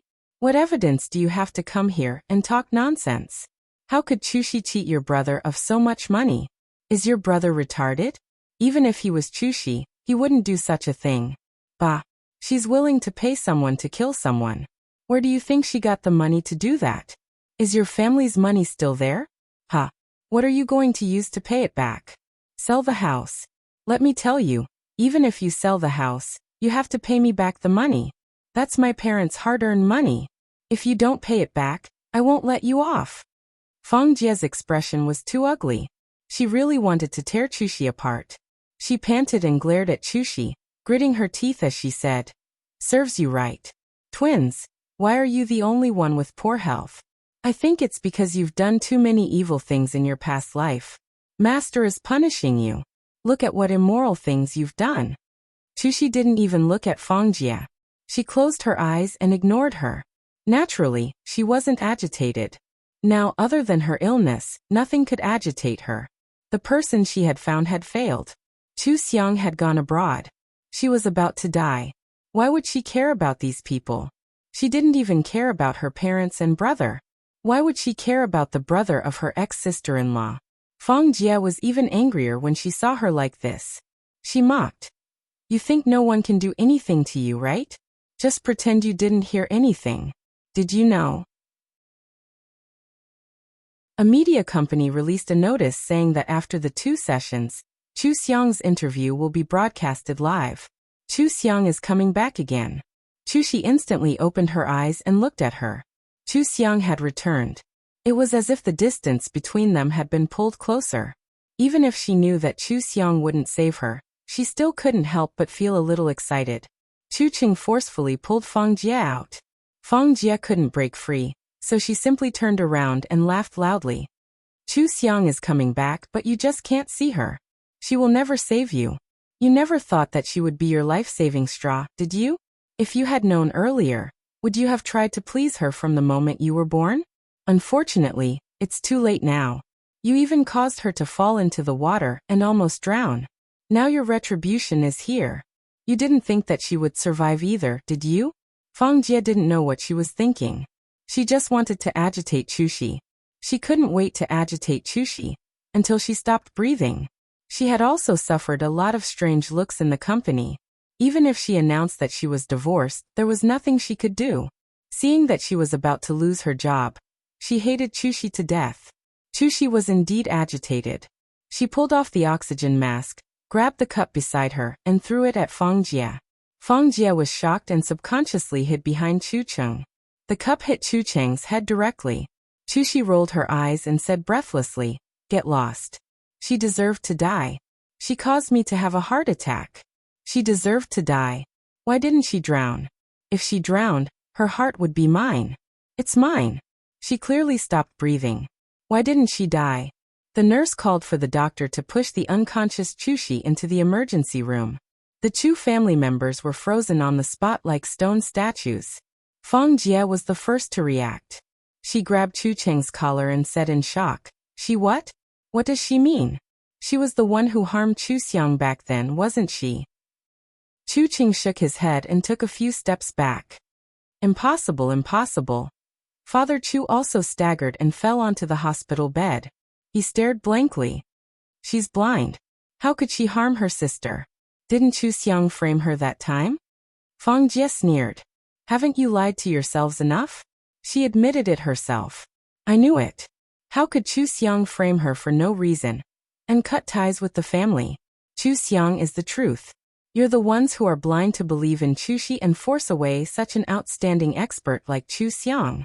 If you had treated Chu Xiang well, would the Chu family have become like this? Think about it. Chu Xiang's scandals are not allowed to be exposed. How powerful is the person behind her? If Chu Xiang was still in the Chu family would have become a big family in the future. Chu Qing hugged his head and squatted on the ground. He couldn't believe that they had been wrong all along. I watched Chu Shi grow up. She's not so bad. If she could kill Chu Xiang once, she could kill Chu Xiang twice. Think about it. She's a criminal now. Why did she commit a crime? You all know that she won't be able to live for long even if she finds a suitable heart. Why is she so persistent? Because she and Chu Xiang are twins. She knows that Chu Xiang's heart can let her live. She's the most vicious person. You're all idiots who are being used by her. Feng Jie was really happy this time. She tidied her hair and said coldly, "Quickly sell the house and return the money to me. Otherwise, I'll make trouble for you." "I'll do it." Feng Jie turned and left. She didn't feel any psychological burden towards Chu Shi, who was in the middle of the emergency treatment. Chu Shi's will to live was strong. She had survived so many provocations. Although her illness got worse every time she survived, and she looked neither like a human nor a ghost. There was no trace of Chu Xiang in her appearance. She still stubbornly held on because Chu Xiang's heart and Chu Xiang's medical skills could save her. She couldn't completely despair. However, this feeling of always having a glimmer of hope hanging in the air was actually the most uncomfortable. Feng Jie felt relieved just thinking about it. At least this time, she had completely exposed Chu Shi's hypocritical mask and revealed the truth. The Chu family was in so much pain that they wished they were dead. It could be considered that she had vented her anger. This time, it took Chu Shi a long time before she managed to catch her breath. However, most of the time, she was in a coma. Even if she woke up, she was still a little delirious and did not recognize people. She would only think of Chu Xiang with a weak breath, like an obsession that was engraved into her soul. Seeing her like this, the Chu family could no longer question whether she had caused Chu Xiang to fall into the water. There was nothing to question anymore. Didn't Chu Xi's words mean that she had admitted it? After Mother Chu found out, her illness got worse and she couldn't come to see Chu Xi anymore. She lay on the hospital bed and washed her face with tears every day. Chu Cheng and Father Chu smoked outside the hospital every day. They couldn't accept this fact. If Chu Xi had always been malicious, if Chu Xi had always been bullying Chu Xiang and looking for opportunities to harm Chu Xiang, if Chu Xi had always been wearing a hypocritical mask, then wouldn't they have misunderstood Chu Xiang? Then wouldn't they have always thought that Chu Xiang was bad and always taught Chu Xiang a lesson? Wouldn't that be all wrong? They hadn't regretted it yet. Their hearts were only at a loss. They couldn't figure it out. They really couldn't figure it out. If all this was true, then how good was Chu Xi's acting? The child they doted on so much had been playing them around for so many years. Just like Fang Jie said, was she using them? Then what about Chu Xiang? When Chu Xiang had tripped her into the water, all of them had reprimanded Chu Xiang. As a result, Chu Xiang had run away from home to exchange for alimony and cut ties with them. They had always thought that Chu Xiang was cold-blooded. But in the end, were they the ones who were cold-blooded? When Chu Xiang returned to the country, she didn't know what had happened here. Xia Yunhui knew that she had important things to do these 2 days, so she didn't mention such a troublesome matter to her at all. Therefore, Chu Xiang's interview came as scheduled. In the interview, she also talked about her family for the first time. Chu Xi was in a daze, but her spirits were better now. She insisted on watching Chu Xiang's interview live. The few members of the Chu family all came to the ward and turned on the television. When they saw a high-spirited Chu Xiang appear on the screen, they all silently watched the television. Their eyes seemed to be watching, but also seemed to be empty. They didn't know what kind of expression to make. Chu Xi stared at Chu Xiang on the screen. Chu Xiang's face was rosy and her eyes were clear. She was wearing a red sleeveless dress and her shoulder-length hair was gently tucked behind her ears. She looked dignified and generous, without losing her youthful vitality. She was so beautiful and so eye-catching. When the host spoke to her, he was full of respect and admiration because she had achievements that no one else could reach. She was enough to make people look up to her. Chu Xi's hands slowly clenched into fists. Why? They were clearly identical. They were twins, so why were their lives so different? They were simply worlds apart. Chu Xiang was so high and mighty, while she was already going to return to dust. Master was too unfair. She really couldn't accept it. If Chu Xiang had died in the sea back then, if Chu Xiang had been willing to do the surgery for her, if that criminal had killed Chu Xiang, as long as it had succeeded once, she would have been able to live. Why? Why was she always so unlucky? Just as Chu Xi was feeling indignant, she heard Chu Xiang mention her name. Her eyes instantly widened, and she stared at the screen. Chu Xiang said indifferently, "It seems that recently my family's affairs have been spreading like wildfire. Everyone is very concerned about it. Actually, for me, before I went to university, about 5 years ago, I already didn't have a family. So the recent events didn't affect me much, and won't make me feel any trauma about returning home. After a period of time, when my work abroad ends, I will return home to settle down." The host asked, "Regarding your twin sister, it seems that only you can treat her illness. Is that really the case?" Back then, Dr. Chu chose to specialize in this area of research. "Is it related to Chu Xi's illness?" Chu Xiang smiled and said, "It can be considered to be related. Thinking about it, since I was young, I have always had an obsession to find a way to cure Chu Xi. Because," she chuckled softly, "because ever since I can remember, my parents and brother have told me over and over again that I was the one who stole Chu Xi's nutrients and caused her heart to develop poorly. All her sufferings were caused by me." The host was shocked. This doesn't make sense at all." Chu Xiang spread her hands and smiled. "Now I know that it doesn't make sense, but I didn't know at that time. I really thought that I owed Chu Xi So my biggest dream was to cure her. Since I was young, I had been paying attention to information in this area and didn't have much time to make friends. Everyone's impression of me was very cold. Later on, when I was admitted to medical school, I had already broken off relations with my family. However, it was a pity to give up on something that I had researched for so many years, so I continued to research along this path. Fortunately, the results are not bad. It turns out that there was such a reason behind Dr. Chu's achievements. Although the beginning of the story wasn't so beautiful, and there may have been a lot of bitterness, the good thing was that the fruit in the end was sweet. The host said something again, but Chushi could no longer listen. Her eyes were wide open as she stared at Chu Xiang on the screen without moving. Chu Xiang had done all this for her, to cure her. Chu Xiang had worked hard for so many years and finally succeeded, but she had offended Chu Xiang halfway through. It was she who had personally destroyed her chance to live. It was she who had forced Chu Xiang to leave. She could have lived and had a sister who loved her very much. She could have had an amazing sister who could save her and solve the world's problems for her. She could have lived. Chu Xiang had become the only person in the world who could save her for her sake. She could have lived. She could have lived. Chushi stared at the television screen, and her heart slowly stopped beating. Mother Chu was the first to realize that something was wrong and reached out to push Chushi. There was a long beep and everyone was shocked. Chu Cheng hurriedly rushed out to call for a doctor, and Chushi was pushed into the emergency room again. But this time, she didn't wake up again. Mother Chu lay by her bed and cried bitterly. She reached out to close Chushi's eyes, but no matter how hard she tried, she couldn't. Chushi had really died with her eyes open. Mother Chu broke down and cried. What sin have I committed? Why did a good family become like this? Why do my two daughters have to kill each other? No. Father Chu also couldn't take it anymore. His legs were weak and he collapsed by the wall. Tears flowed down his face as he muttered. Chu Xiang wanted to save Chushi. Chushi wanted to harm Chu Xiang.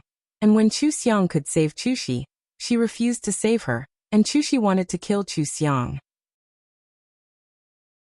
In the end, why? Chu Cheng stood there numbly, neither sad nor happy. It was as if his whole person was numb. He looked at Chushi, who had stopped breathing, and actually felt relieved. Everything was over. These things would never happen again. There would be no more trouble at home. There would be nothing left. Their lives could finally return to peace. He had always liked and doted on his younger sister so much. He didn't know when it started, but he actually treated his younger sister as a burden. But he couldn't blame himself. His whole life had become a mess because of Chushi. He kept standing there and didn't respond when the medical staff called him. He just looked at Chushi. When he was at the prime of his life, when he was the busiest at work, Chu Xiang ran away from home, and Chushi cried for a new heart. He was busy running around everywhere to seek medical treatment for Chushi. He even went to the black market countless times to find a suitable heart and deal with those people who licked blood from the edge of their blades. Did she know how scared he was when he went to the black market for the first time? How did those people buy and sell the organs? What kind of terrifying people were they? Mother Chu asked him to contact those people with one sentence. Chushi cried miserably at the side and didn't say a word to stop him. His thoughts changed at that time, right? He married a wife and should have been happy, but his wife and younger sister didn't get along. They didn't see eye to eye, and his mother always sided with his younger sister. He didn't have peace when he returned to his room. At that time, he would rather work overtime at the company than go home. Home wasn't a warm place for him. Then, Chushi gradually drifted away from the kind girl in his memory.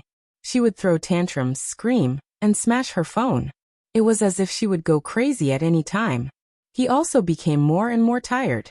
He missed many good opportunities at work because his time was taken up by Chushi's matters. Their family made more and more trouble, even in the hotel, on the streets, and on the internet. Feng Jie and the rest had gone crazy. He thought so too, but for more than 20 years, he was used to doing anything to save Chushi. If there was a way, he had to try. At that time, he didn't know what he was doing. He just took one step at a time and finally walked into a dead end. Chushi wanted to kill Chu Xiang. He couldn't accept it. This was the second time Chushi wanted to kill Chu Xiang. He couldn't accept Chushi's viciousness, but he also couldn't accept his own stupidity. Now that Chushi was finally dead, everything was ashes to ashes and dust to dust. It was finally going to end, right? Could he still have a new life in the future? The Chu family buried Chushi in a daze. There was no funeral. Who would attend the funeral of such a crazy person who wanted to kill her sister? Chushi was desolate. Finally, like Chu Xiang, she became a tombstone. The tombstone was pasted with a picture of her smiling face 5 years ago before she was sick, but the 3 Chu family members only felt that it was glaring. Because such a cheerful and pure smile was fake. It was to deceive them. On the way back, Mother Chu muttered, "Should we tell Chu Xiang?" Chu Cheng and Father Chu were silent. Tell Chu Xiang? What should they tell her? That the younger sister who bullied her was finally dead? Chu Xiang still didn't care about them. Besides, none of them could see Chu Xiang. Even if they weren't, Chu Xiang would know. Because Xia Yunhui was in that hospital, she saw with her own eyes every time the Chu family made a scene. Of course, that included Chushi dying with her eyes open. She didn't tell Chu Xiang in detail, and just mentioned it. Chu Xiang knew that Chushi died while watching the live broadcast. The corners of her mouth curled up, feeling that things had gone unexpectedly smoothly. What could be worse than this? Chushi's death was definitely the most painful moment of her life. She originally had everything, but everything was destroyed by her. There was no way to blame others, so there was only endless unwillingness left. Chu Xiang's life went on step by step. Every schedule was arranged for her by an assistant. She didn't have to worry about anything. She just focused on her research, and then performed a few operations. There were countless people who wanted to make appointments with her for operations. If it wasn't for the kind of patients who needed her, she wouldn't accept them. She was only one person with a pair of hands. She was really too busy. However, she had a few disciples by her side. She had been teaching them. If one day they could graduate from her apprenticeship and help her save more patients, of course, that would be the best. The patients who were handled by Chu Xiang were recovering very well, unless they really couldn't be saved, and she had no way to save them. Her reputation was getting bigger and bigger, and her status was also getting higher and higher. After her work abroad was done, she bid farewell to her teachers and friends and returned to settle down. Johnson was very reluctant, and wanted to chase her back to the country. Chu Xiang directly threw him a task, and told him to do more research and not waste time doing useless things. Johnson chased Chu Xiang for several years, but couldn't catch up with her. He didn't see any successful suitors. Although he was disappointed, he understood. It wasn't that he wasn't good enough, but that Chu Xiang didn't have the heart. She only liked medicine. Johnson gradually put Chu Xiang in the position of a friend. He no longer said those ambiguous words when he was pursuing her. Instead, he often discussed medical matters with Chu Xiang. Whenever he discovered something good, he would share it with Chu Xiang. Only then did he maintain the status of a friend and not be forgotten by Chu Xiang. Besides Johnson, Chu Xiang's only friend was still Xia Yunhui. She even became the godmother of Xia Yunhui's child. Although it was only in name, and she didn't do anything except give red packets, this was the first time she heard the baby call her mother.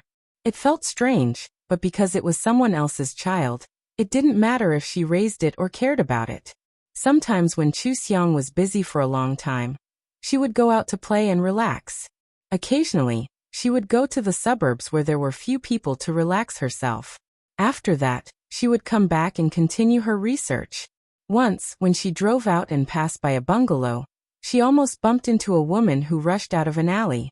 She hurriedly stopped the car to check. "Are you okay? I'm a doctor. Can I see where you are?"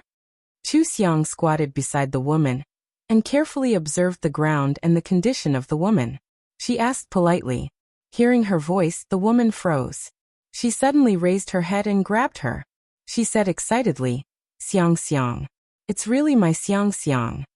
The woman cried, "Xiang Xiang, I can't live anymore. I'm so miserable." Chu Qing chased out of the alley. When he saw Chu Xiang, he was stunned. He stopped and said helplessly, "You Chu Xiang. Why are you here?" Chu Xiang frowned and pushed Mrs. Chu away. She stood up and stepped back. She said coldly, "She suddenly rushed out and almost hit my car. Since you are okay, I'm leaving." No. Xiang Xiang, you can't leave me alone. I'm your mother. Mrs. Chu rolled and crawled to hold Chu Xiang's legs. She cried. Your father is so heartless. He has been supporting other women behind my back all these years. He took away all the money at home and came back to us after he squandered it all. He is a bastard. I can't stand it anymore. Xiang Xiang, help me if you can. I really can't stand it anymore. Chu Cheng was embarrassed and wanted to pull Mrs. Chu up. But Mrs. Chu used so much strength that he couldn't move her at all. He lowered his head embarrassedly. His face was unshaven. He hadn't paid attention to his image for a long time. He also smelled of alcohol. He knew how bad he was. When he saw Chu Xiang frowning, he was even more embarrassed. He hurriedly explained to Chu Xiang. Mom has been stimulated too much. She has a mental problem. I'm sorry. She just. Dad had another woman not long after you left home. He had been supporting the family all this time. It was just that the family was annoyed and didn't like to go home. Later, something happened at home. Mom was busy with Chushi's matters and didn't have the mood to take care of him. He didn't like to go home even more. Chushi wanted to harm you that time and stole a lot of money from the family. After she died, the family sold the house to repay Feng Jie's money. The rest was taken away by Dad. Mom and I could only rent a house here. In the end, Dad was cheated of all his money by that woman and owed a gambling debt. One of his legs was broken, and he found us to support him. Mom couldn't stand it and rushed out. She didn't expect to bump into you. Why are you telling me this? Chu Xiang impatiently crossed her arms and urged. Take her away. Chu Cheng was stunned. Yeah. Why am I telling you this? I don't know. I just want to. He raised his head and looked at Chu Xiang. The person in front of him was familiar yet unfamiliar. They were siblings who grew up together, but they seemed so distant that it was like they were in another world. His lips opened and closed many times before he said the words he had long wanted to say. I'm sorry. We let you down, Chu Xiang. They let down the original owner of the body. The original owner of the body would never hear it. Chu Xiang didn't give him any face. Not all apologies can be forgiven. I will never forgive you. Take her away. We have nothing to do with each other. Chu Qing nodded and used all his strength to pull Mother Chu to the side of the road. Chu Xiang got into the car and started it. She looked straight ahead and drove away, not looking at them again. Mother Chu was still crying and reaching out to call Chu Xiang. Chu Cheng was like a wooden man looking in the direction of Chu Xiang's departure. He didn't move. Why did he say those words to Chu Xiang just now? Maybe it was because his life was too desperate, and he wanted Chu Xiang to help him share the burden? He really wasn't a good person. But he also knew that Chu Xiang had been very resolute ever since she cut ties with them. She had never thought of going home. Their family had fallen apart in the end. When Chushi died, how could he have thought that everything would become better? Chushi's death was like a fuse, and all the dirty secrets of the Chu family were exposed. He no longer had any fighting spirit. He lowered his head and looked at Mother Chu. He closed his eyes and suddenly let go of her. He turned around and left without looking back. Mother Chu sat on the ground and cried. Father Chu was flustered and exasperated in a house in the alley. Chu Qing left aimlessly. The collapse of the Chu family was even more thorough. Everyone went their separate ways and never saw each other again. Occasionally, they would still see Chu Xiang on the television and in the newspapers. She had always been living a good life and was the only happy person in their family. In this lifetime, Chu Xiang never saw the Chu clan again. She gradually forgot all about them. Perhaps it was because her love in her previous life was too sweet. But in this life, she didn't have the slightest desire to be with anyone she saw. She really was accompanied by scalpels and modern medicine all her life. She researched one topic after another, and became the world's top medical expert. Xia Yunhui's dream of becoming her assistant was never realized. Instead, her daughter was especially gifted. She liked to chase after Chu Xiang, her godmother, since she was young.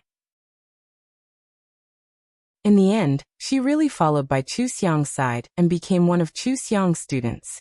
This made Xia Yunhui, her biological mother, feel proud and jealous. This girl called her or mom, just so she could take care of Chu Xiang or mom. When she asked her why she called her that, she actually said that Chu Xiang was younger than her biological mother. She also didn't tell her daughter that Chu Xiang was never interested in being called mom. She didn't have motherly love at all. Her daughter called her that for so many years in vain. If it wasn't for her outstanding talent, she would have been thrown back by Chu Xiang. In this life, Chu Xiang was living and learning. When her hair was white, she couldn't hold a scalpel anymore. She also wore glasses to study medicine, and went in and out of the research institute to do research. She was so busy that she didn't even have time to have a meal with her old friends. Xia Yunhui always said that she was an invisible best friend. However, it was also her invisible best friend that gave Xia Yunhui the greatest sense of security. Xia Yunhui had never been afraid no matter what difficulties she encountered in her life, because she knew that with Chu Xiang around, she would always be the most reliable backing. When Chu Xiang passed away, countless people mourned for her and felt sorry for her. In this life, Chu Xiang had written countless professional books. She had also studied countless difficult and complicated diseases. No one knew how much she had contributed to mankind. She was worthy of being called a legend and a miracle in the medical field. Her name was in the textbooks, her questions were on the exam papers, and her achievements were recorded in the history of medicine. Even if she passed away, people would always remember that there was such a person who dedicated her life to medicine. She studied difficult and complicated diseases and saved many lives. Her students were all elites in the medical field. Her medical skills would be passed down from generation to generation, leaving a strong color in this world. She had been here once, learned countless treasures, and also left behind countless treasures. Without any regrets, she began a new journey, a new life.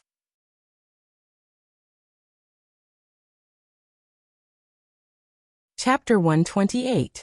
In the hot afternoon, the room with the air conditioner cut off almost made people melt. Chu Xiang dreamed that she was surrounded by flames, so hot that she couldn't breathe. She frowned and opened her eyes, then she heard bang bang bang, knocking on the door. When she saw her surroundings, she immediately got out of bed, quickly leaned against the wall next to the door, and made a defensive posture. Her eyes became clear. She had just seen the original owner. This world was the end of the world with zombies everywhere. The original owner was trapped in the room and couldn't escape, so she took sleeping pills to commit suicide. It was very dangerous here.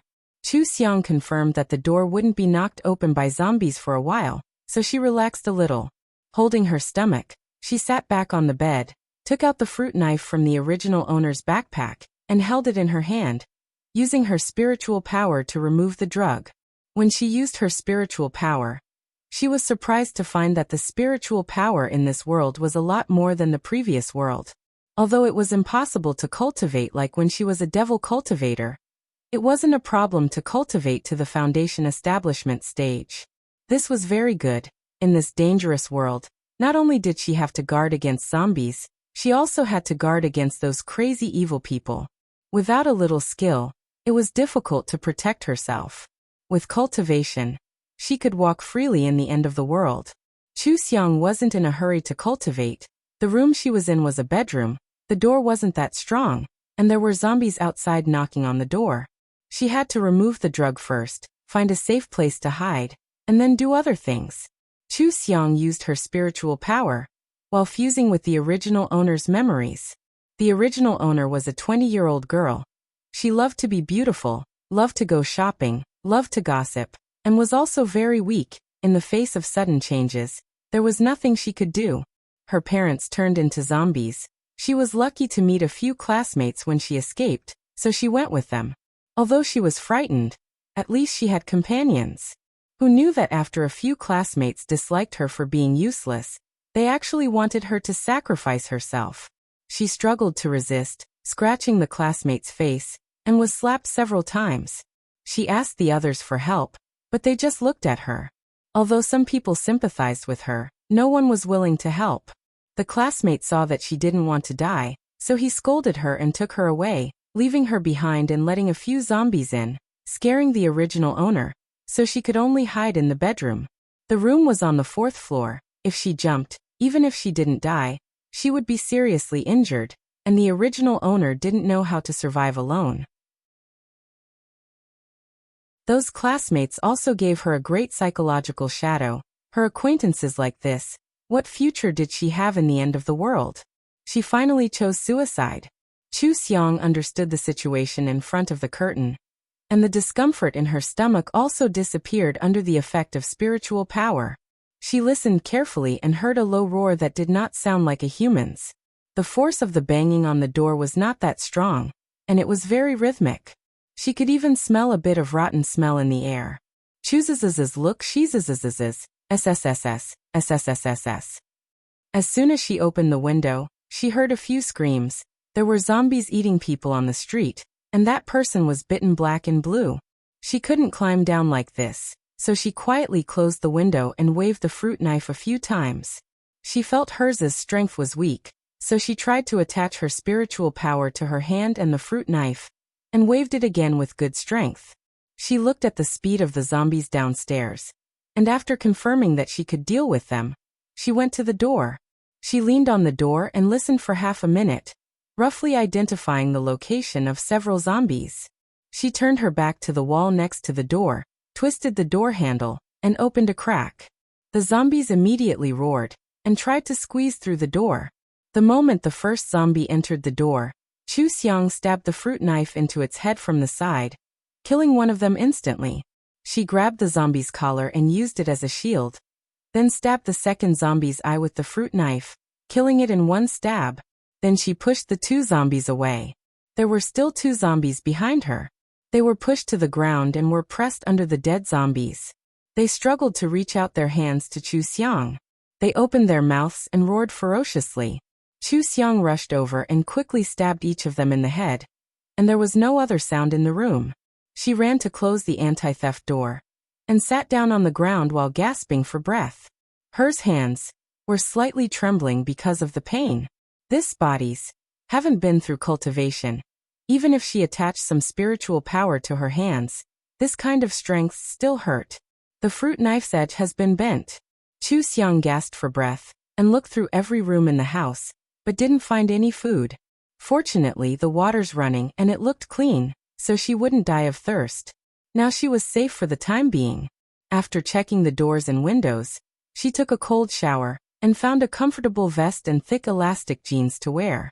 Then she found a loose denim jacket, which wouldn't restrict her movements and would be convenient for fighting. She also found leather shoes and leather fingerless gloves. Although it was hot, it wouldn't be so easy to be bitten or scratched. She also took out her hiking bag, and searched for all the things she thought she could use, and put them in the bag. After doing all this, she sat on the ground and began to cultivate. She didn't know how many years she had lived in the cultivation world, so she knew countless cultivation methods. She quickly found the most suitable cultivation method according to the aptitude of this body, and began to cultivate. Because she already had spiritual power in her body, she could draw spiritual power into her body very quickly.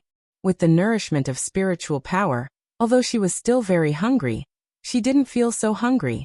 After cultivating for 2 nights, Chu Xiang successfully cultivated to the first level of qi refining. Compared to ordinary people, her speed and strength were a lot greater. Her 5 senses were a lot more sensitive, and even her body was a lot lighter.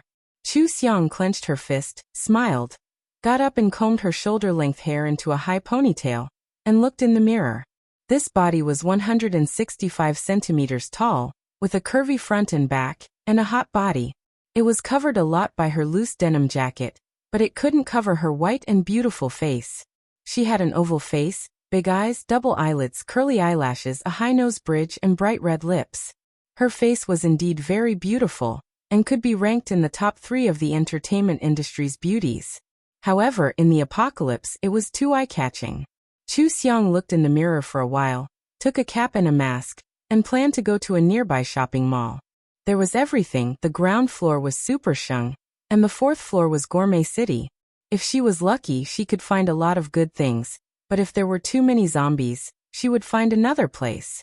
From the original owner's memory, zombies had already appeared for a month, and the police and army hadn't come to solve the problem, so the government couldn't be relied on. The zombies outside would only increase, and she had to find a base to survive. She wore a watch to make it easier to see the time. It was 1 o'clock in the afternoon, so she could go to the shopping mall and find a good place to settle down before dark. She took a last look at the place where she transmigrated, carried her bag, took a baseball bat, and went out the door. The zombies didn't walk fast, so Chu Xiang went around them if she could, and if she couldn't, she would use the baseball bat to kill the zombies. There were 1 or 2 zombies or bitten corpses on the road in the downtown area, so it was inconvenient to drive. Chu Xiang ran while observing the surrounding situation, and saw a bicycle with variable speed. She immediately ran over to kill the nearby zombies, and rode the bicycle on the road. This was much faster. Chu Xiang nimbly shuttled between the zombies, and when she met a large number of zombies, she would turn into the road to go around them, and soon arrived at the shopping mall. The glass on the first floor of the shopping mall was broken, but the strange thing was that there weren't many zombies inside. She parked the bicycle, and quickly went into the shopping mall to find suitable clothes and weapons, and didn't expect to find a handgun at the stairs. She held the handgun and went downstairs, wanting to go to the supermarket to find something to eat, when she suddenly heard the roar of zombies and a man's angry shout. It was the sound from the warehouse. Chu Xiang's footsteps paused, and quietly walked towards the warehouse. She didn't know if the shopping mall was closed during the catastrophe, but there weren't many zombies in the mall, and occasionally she would see a zombie that had already been killed. There were more than 20 zombies outside the warehouse, and all of them were trying to squeeze in. When the zombies were moving, Chu Xiang saw that the warehouse door was blocked from the outside with iron rods. The person inside was cursing in a low voice. "You think I will die? I swear I will go back alive and kill you all." This was the first living person that Chu Xiang saw after transmigrating, and listening to his words, it seemed that he was killed by someone, and his ability was not bad. She thought for a moment, it's not good to be a lone ranger in the apocalypse, it's best to form a team. This dress is worth looking at, and saving a life is also easier to attract people's hearts. She looked at the zombies. With her chi refining stage 1 cultivation, it's easy to kill them. She immediately decided to save the person inside. She put the handgun behind her waist, took out 2 awls, 1 in each hand, and rushed up to kill 2 zombies, and then 2 more. The zombies heard the movement, and found that there was a living person closer, so they all turned towards Chu Xiang. Chu Xiang grabbed the zombie in front of her, and threw it into the next room, and ducked to avoid the zombie's hand, and with a sweep of her long legs, she tripped 7 or 8 zombies. She used an awl to kill 1 zombie, and in the blink of an eye, she killed several zombies. The man in the warehouse was tied to a chair, and was trying to use broken glass to cut the rope. Suddenly he heard something wrong, and looked up. The disgusting zombies in the crack of the door all turned around, and there was also the sound of fighting. He was suddenly ecstatic. "Help! Shut up!" Chu Xiang shouted and finally rushed to the door. She tore off the iron bar of the door, turned around and smashed a zombie's head, pushed the door open, and threw a dagger she just found to the man. "Catch!" The man hurriedly blocked it with his body, and then fell to the ground with the chair to get the dagger. His hands had been cut by the glass, but he didn't seem to feel the pain at all, quickly cut the rope, and pulled off the restraint. Regaining his freedom, his face was full of joy, and he looked up to see Chu Xiang fighting with the zombies, and immediately rushed over with the dagger, frowning and cursing. "Disgusting things, you all deserve to die." The man's fighting ability was very strong.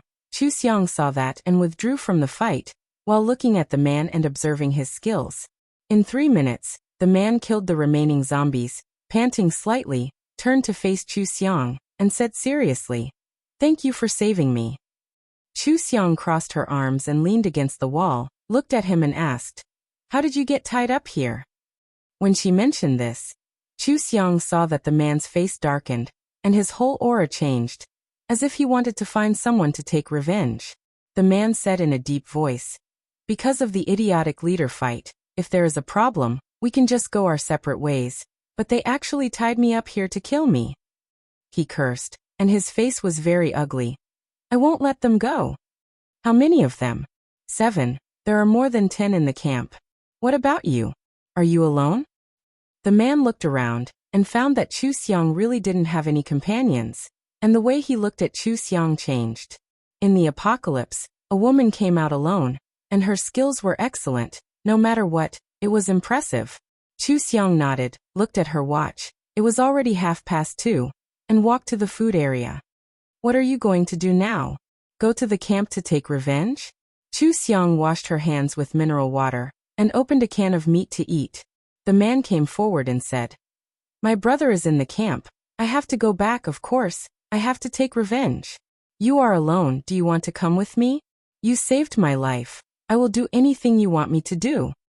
Really? Chu Xiang looked at him with a smile. You are not such an honest person, but I don't have any companions now, so I can go with you. Saving you took up a lot of my time, and I haven't collected any supplies yet. Since there are no zombies now, you can find 2 big bags to carry more things. The man was stunned. Why are you still here? There are not as few zombies upstairs as downstairs. This is the sound of their car when they ran away. It is very dangerous upstairs. I dared to save you alone. And now you don't dare to go with me to find supplies? Okay, let's go. The man looked at her speechlessly and turned to leave. I don't fall for this trick, but I owe you. My name is Xiaojin. What is your name? Chu Xiang. Chu Xiang took a few big plastic bags, and quickly packed compressed biscuits and food with a long shelf life. Xiaojin looked back and saw that Chu Xiang didn't follow and urged. Hurry up, I don't know what supplies you want. Survival supplies. Hurry up, I will catch up, don't waste time. Xiaojin's original intention was to not let Chu Xiang be alone, and to consider her safety, but Chu Xiang thought he was wasting time. He cursed and poured half a bottle of water, threw the bottle away, and quickly ran up the stairs. Don't think he owed Chu Xiang a life, just because Chu Xiang was so good at fighting. It was worth it for him to do these things. When Chu Xiang went to find Xiaojin with several bags of food, Xiaojin had already killed several zombies, and packed a hiking bag with supplies. Chu Xiang took another bag and packed it, and ran to Xiaojin's side and casually asked about the camp, showing that she wanted to join. Xiaojin immediately disdainfully said, They are a group of idiots, stupid and weak, and also like to question and nitpick. When we find my brother, and take revenge on the people who hurt me, we will leave. We will see. Chu Xiang thought about the handgun she picked up, and asked, Do those people have weapons? Do you know where there are weapons? I picked up a gun on the first floor when I came here. Gun? It must be that gangster. He took it from a police zombie. There was a police station on the way here, and everyone who came out with us had a gun. That's how we got it. Chu Xiang's eyes lit up.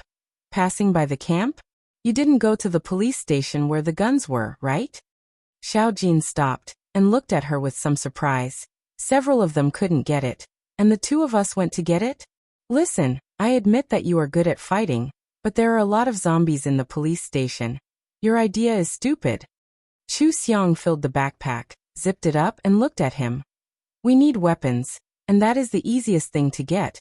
And don't you think that this is also revenge on them? They won't be able to find weapons in the future. Xiaojin stared at Chu Xiang, and found that she was actually serious and blurted out. You are crazy. That is a dead end, I won't go. I still want to save my life to find my brother. I won't go even if I die. Okay, I'll go by myself. You go get a car to carry these things, and we'll leave this place immediately. When we reach the police station, you can drop me off. Chu Xiang simply threw her bag, and the bag that had just been filled to the brim to him, letting him be the coolie.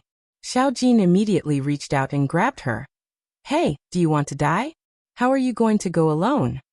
He saw that Chu Xiang didn't hesitate at all, and really felt that she was crazy, so he was so angry that he cursed a few times in a low voice.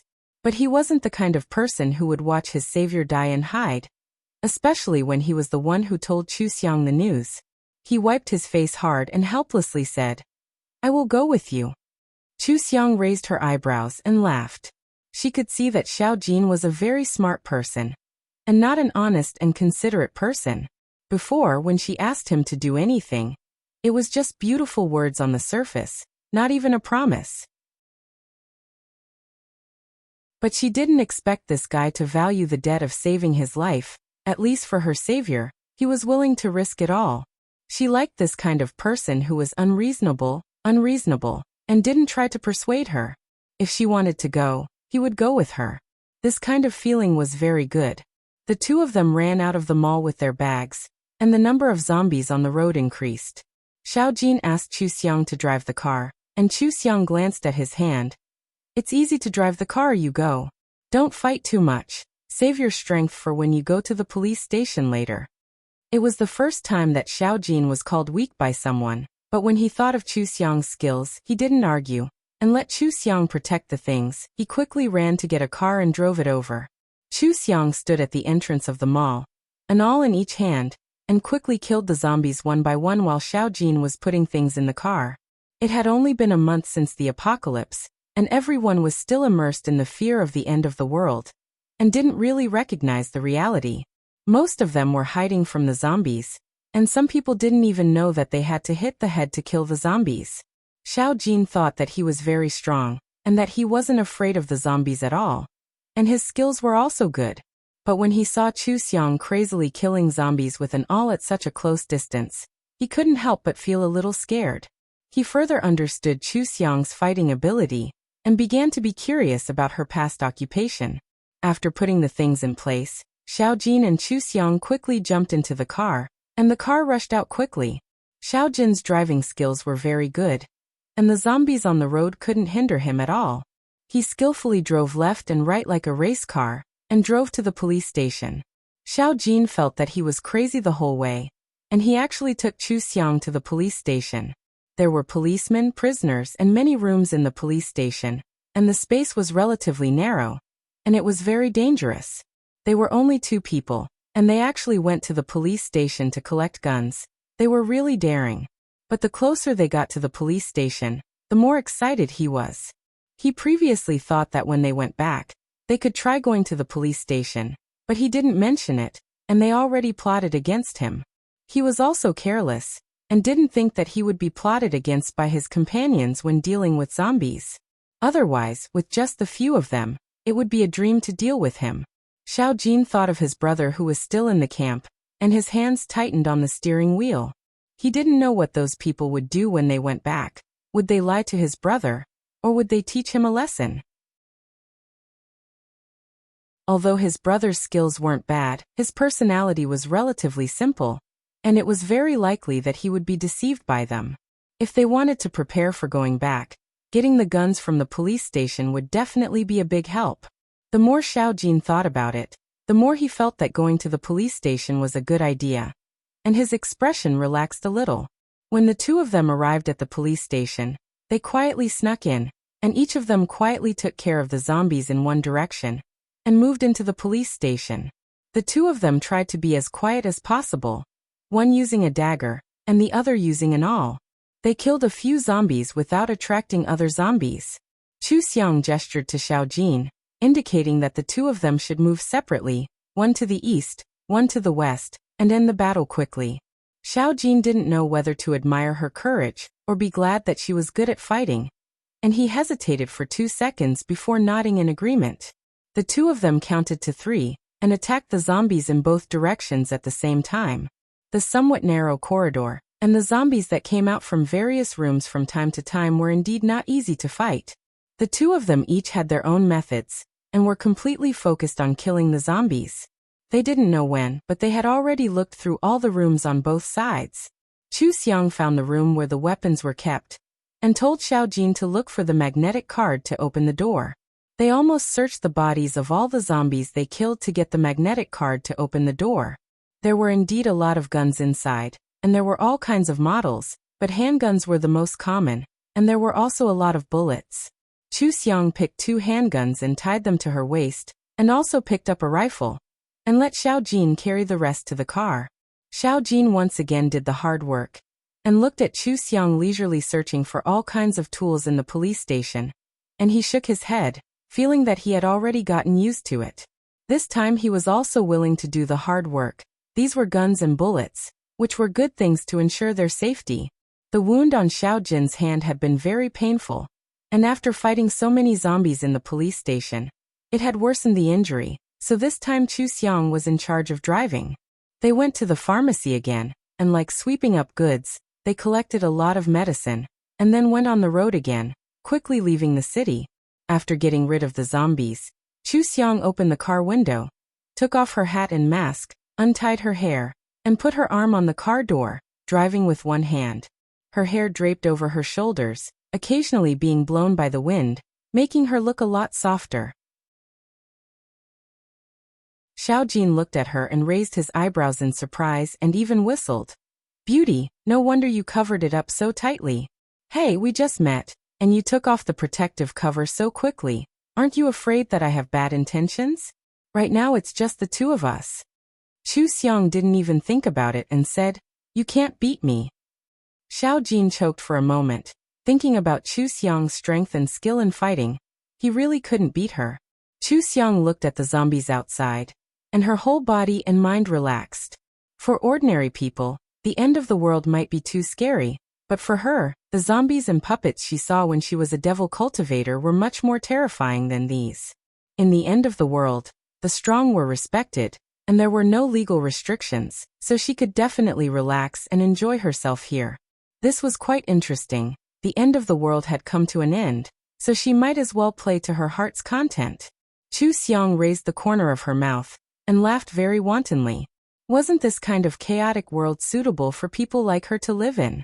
She was very insolent in her bones, and when she played, she was crazy enough. Transmigrating to this world was really too good. Xiao Jin saw her laugh and simply couldn't understand. He looked around the car and saw that it was full of zombies outside. He couldn't help but ask, "What are you laughing about? Is there something interesting?" "Can't I laugh if there's nothing?" Chu Xiang looked at the sunset and laughed. "It's almost over. I'm already looking forward to Ming." Xiao Jin sneered. "Ming? Ming is still a world of zombies. I hope you're still alive."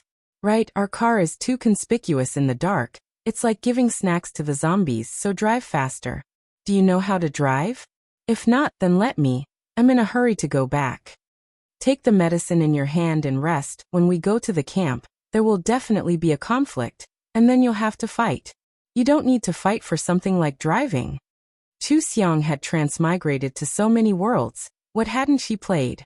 It was just racing, and not only did she know how to do it, she was also very good at it. After Xiao Jin finished, the car immediately sped up. At the same time, the camp that Xiao Jin mentioned was also noisy. Those people obviously couldn't go back, so they deliberately tied Xiao Jin up. They discussed and compared their statements, and the leader Wu Gang came out to speak.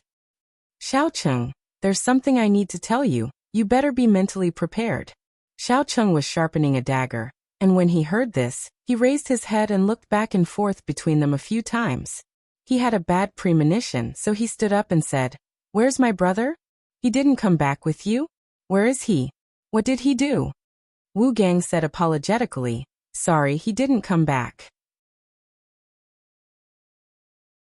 When we were gathering supplies and escaping, he was bitten by a zombie, and didn't want to come back, and stayed in the city alone waiting for death." Xiao Cheng had an impatient temper, and immediately grabbed his collar and angrily said, "He was bitten? So you left him there alone to die? Calm down." Wu Gang frowned and pushed him, and the others also came forward to help. "Xiao Cheng, you can't calm down like this. We don't want your brother to be bitten." "What's going on with my brother being bitten? You guys did it." "Ah."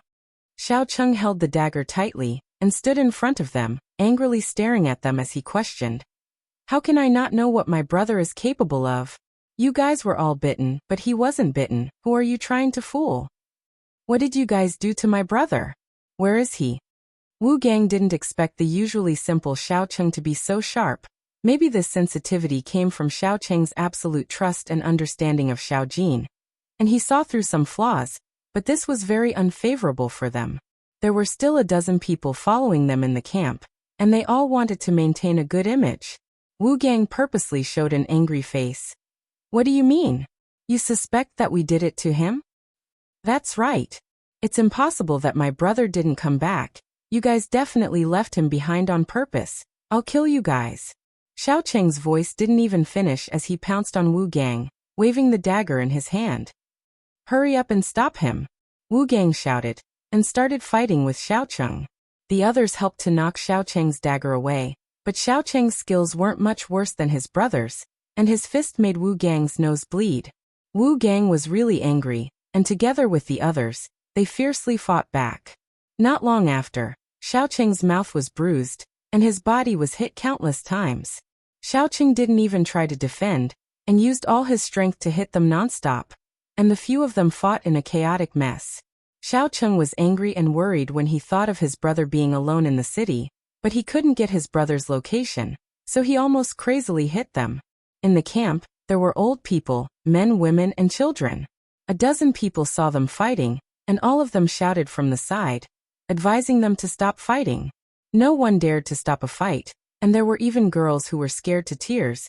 They couldn't understand, and when they advised, they said, "It's already the end of the world, and we don't even have 20 people in the camp. Why are we still fighting like this? If you guys have the strength to fight zombies, isn't it good?" Xiaocheng angrily said, "Shut up. You bunch of scum. When my brother and I were hunting and sharing the meat with you, all of you were eating happily. Now that my brother has been harmed by them, you guys don't even have a good word to say." Of course, everyone felt uncomfortable being criticized like this, and they couldn't help but say, "No one wants this to happen, we can't change it." "Xiaocheng, you're too agitated now, calm down, don't fight anymore." Xiaocheng wouldn't listen to them, he didn't like all of them now. At this moment, someone suddenly pointed at a car in the distance, and said in shock, "Someone's coming.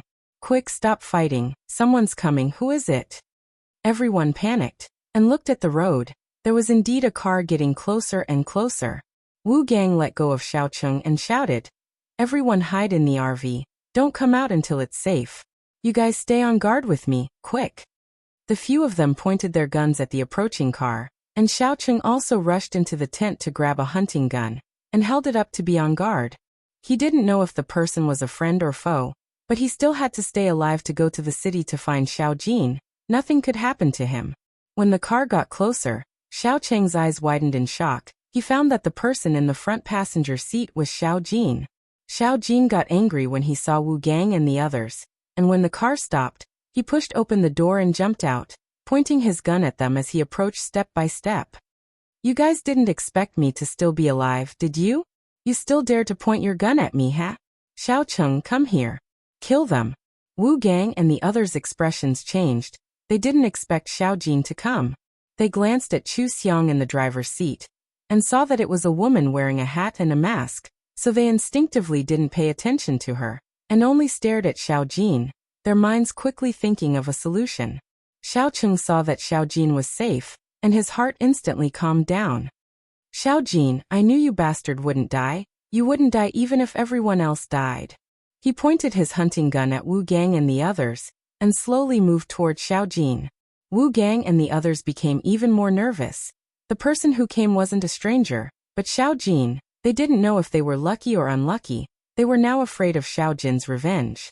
Wu Gang tried to explain, "We didn't mean to leave you there. None of us wanted this to happen. Can we put down our weapons now, and talk calmly? There's a misunderstanding here." "Hey, you're admitting defeat so quickly?" Xiao Jin mocked. "Look at your nervous faces. Now you know you mess with the wrong people." Xiaocheng looked at him seriously and frowned. "You weren't bitten, right?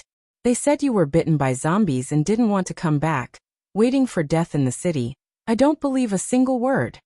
He walked closer, and saw that Xiao Jin's hands had several wounds, and his anger immediately rose. "Xiao Jin, what happened to your hands? Did they do this too?" Xiao Jin coldly said, "Bitten? They actually wanted me to be bitten. They tied me up in the warehouse, and pinned the warehouse door, letting me wait for death there. There were more than 20 zombies outside the door. I would have died even if I didn't come out. They really wanted to kill me, much more than killing zombies." Wu Gang and the others looked at each other, and said, "Calm down first, let's talk clearly." "Xiao Jin," Xiaocheng angrily said, "Bullshit. You guys are good. So many people discussed to harm my brother, before letting him go to the city, and let me stay in the camp.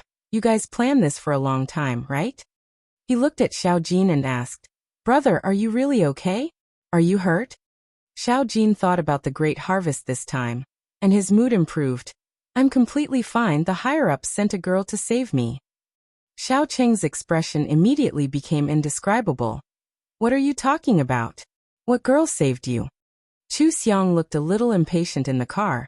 She thought that Xiao Jin would directly kill those people as soon as he got out of the car.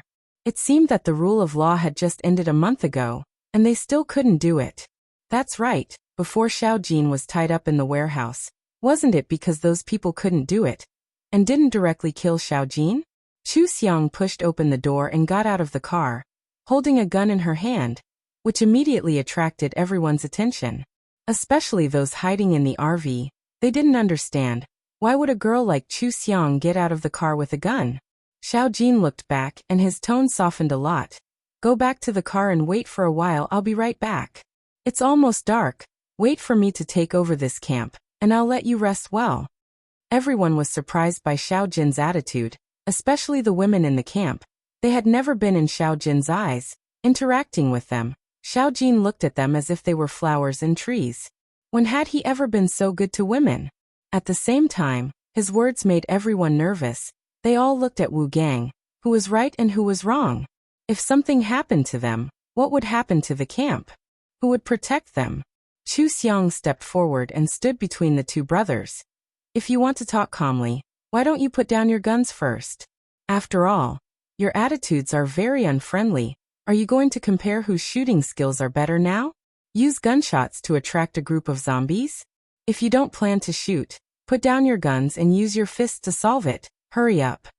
Wu Gang frowned and looked at her in astonishment. Xiao Qing turned his head to look at the petite woman who was a head shorter than him.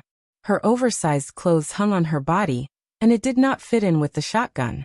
She looked like a child who had stolen Big Rao clothes and gun.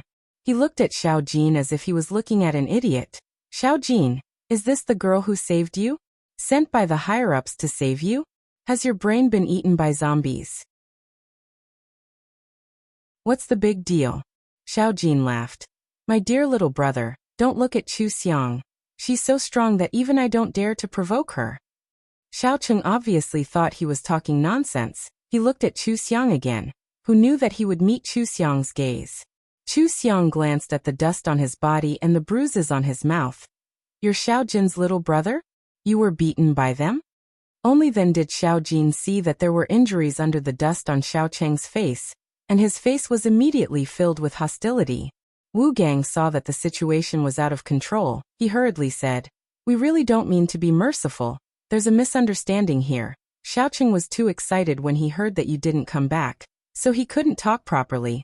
We just wanted him to calm down. There's no other meaning.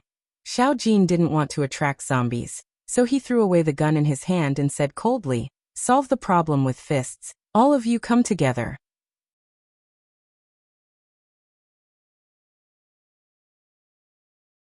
Chapter 129. Wu Gang was a bit scared of Xiao Jin, but he didn't back off and pretended to be guilty. Wait.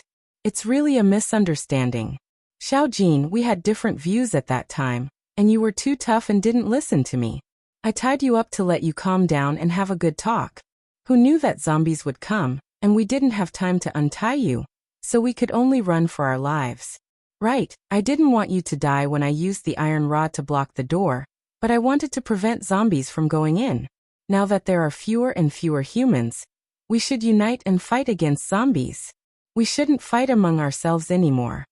Chu Xiang looked at the people in front of her and said with a smile that wasn't a smile, How about we beat you up, tie you up in the car, and let more than 20 zombies surround you? Then we'll do it again. We just want you to calm down. What do you think? Xiao Qing said coldly, It's all lies. You just said that my brother was bitten by zombies and didn't want to come back. Who are you trying to fool? Chu Xiang put the gun on her back and took off her mask. She sat on the front of the car with her hand supporting her. She raised one of her legs and put her arm on it. She said lazily, Xiao Jin, they almost killed you. Let's settle this properly. If we kill one, we'll have one less. Otherwise, it'll be a waste of my efforts to save you. Chu Xiang took off her mask and everyone saw her beautiful face. Although she stopped a gunfight and wasn't afraid of attracting zombies, they all heard that she didn't care about her life. She really didn't care. She was much scarier than Xiao Jin. Wu Gang and his companions, as well as the women and children in the RV, all looked at Chu Xiang. They couldn't believe that she had such a scary face. Xiao Jin moved his wrist and walked towards them. The smile on his face was fierce. Xiang, you really know me. You think exactly the same as me. Xiao Cheng, come and help me. My wrist still hurts. If you don't want to talk properly, then don't blame us for being impolite. Wu Gang's face darkened as he calculated Xiao Jin and Xiao Cheng's strength. The two brothers were very powerful, but they also had 7 capable fighters on their side. There was no need to be afraid. They might not necessarily lose if they fought head-on. Everyone in the camp became nervous. Xiao Jin mercilessly threw a punch at Wu Gang's face. While Wu Gang staggered, Xiao Jin pushed him down and sat on top of him, punching him again and again. Everyone was instantly thrown into a chaotic battle. Xiao Jin shouted, "Little brother, you must be ruthless. Your brother's hand is still injured. You should be the main force." "Troublesome," Xiao Cheng muttered under his breath, but he still obediently caught a person and beat him up with all his might. A woman ran down from the RV and shouted righteously, "Stop fighting. Wasn't everyone fine now?" Xiao Jin was also gambling. Why did he have to fight to the death? What if you get injured and encounter zombies in the camp? Don't listen to that woman's provocation. It's our campsite. If there's any misunderstanding, it'll be fine. The two women who came out of the car wanted to say something but stopped. They wanted to say something, but when they saw the gun in Chu Xiang's hand, they didn't dare to say anything. Chu Xiang laughed and rested her chin on her hand as if she was watching a monkey show. "I'm an outsider? What kind of insiders are you? I only saw you kill Xiao Jin and bully his little brother because you had more people. Hey, I wasn't bullied. Who can bully me? Don't mess around." Xiao Cheng shouted back unhappily as he hit someone. Chu Xiang couldn't help but laugh. She suddenly felt that he was quite cute. She smiled and said, "Okay, so since this lady thinks that it's okay to almost kill someone, how about I throw you into the forest now? If you come out safely, will you forgive me?" Chu Xiang jumped down from the RV and took 2 steps forward. The woman was so scared that she hurriedly retreated. "What are you doing?" Chu Xiang shrugged and said, "I'm doing an experiment. Aren't you a saint? I'll try to tie you up in the forest and save you tomorrow. If you don't die, remember not to blame me. Nothing happened to you anyway." "You." The woman was speechless. She didn't believe that Chu Xiang could throw her into the forest, but weren't the Xiao brothers there? She was still scared and could only reluctantly close her mouth. Her face was still full of indignation and unwillingness. Xiao Jin and Xiao Cheng had already beaten 4 people to the point that they couldn't move. The remaining 3 were also being beaten up by them. Chu Xiang watched them fight, so that she could observe this group of people, and then carefully examine the Xiao brothers. She could see that the 2 brothers often fought, and had a lot of chemistry. When one of them fought alone, he was considered strong, but when the 2 of them fought together, their strength doubled. It was not bad. She also observed the other 7 people. 2 of them had evil intentions, while the other 5 were just following their leader because they didn't have their own opinions. When they fought, they were all very ruthless. Xiao Jin and Xiao Cheng also suffered quite a few injuries. Chu Xiang didn't want to take care of the injured. She quickly walked into the battle circle after a few glances. "Chu Xiang, why are you?" Xiao Jin raised his head and looked at Chu Xiang in surprise. Before he could finish his words, he saw Chu Xiang break Wu Gang's neck. All the people who were fighting stopped, and there was a moment of silence. Then the 3 women screamed and ran into the RV frantically, locking the door tightly. The people in the RV even raised their guns, but their hands were trembling as if they had epilepsy. They didn't even know how to turn on the safety. Xiao Cheng looked at Chu Xiang in astonishment, and then looked at Wu Gang, who was no longer breathing. Chu Xiang tilted her head and asked, "What's wrong?" "Cutting the weeds without removing the roots. Are you giving the enemies a chance to meet again? How can you survive in the apocalypse if you are so soft-hearted?" The remaining 6 people had already reacted and started to crawl back while enduring the pain. Their faces were full of fear. Xiao Jin frowned and turned to look at the other mastermind who had deliberately harmed him. He suddenly jumped up, pulled out the dagger tied to his trousers, and cut Na Rao's throat. Brother! Xiaoqing shouted in disbelief. He didn't expect Xiao Jin to kill. Xiao Jin stood up and let out a long breath. He said coldly, Chu Xiang is right. In this world, one more enemy means one more chance of death. We have to remove the weeds and remove the roots. You guys, since you're following me around, I won't kill you. Next time, use your brains. The remaining 5 people didn't feel relieved at all. Their scalps were all numb. They used all their strength to get up and run to the RV to knock on the door. In the end, the people inside didn't dare to open the door. They were so angry that they started to curse. Who protected you when you encountered zombies?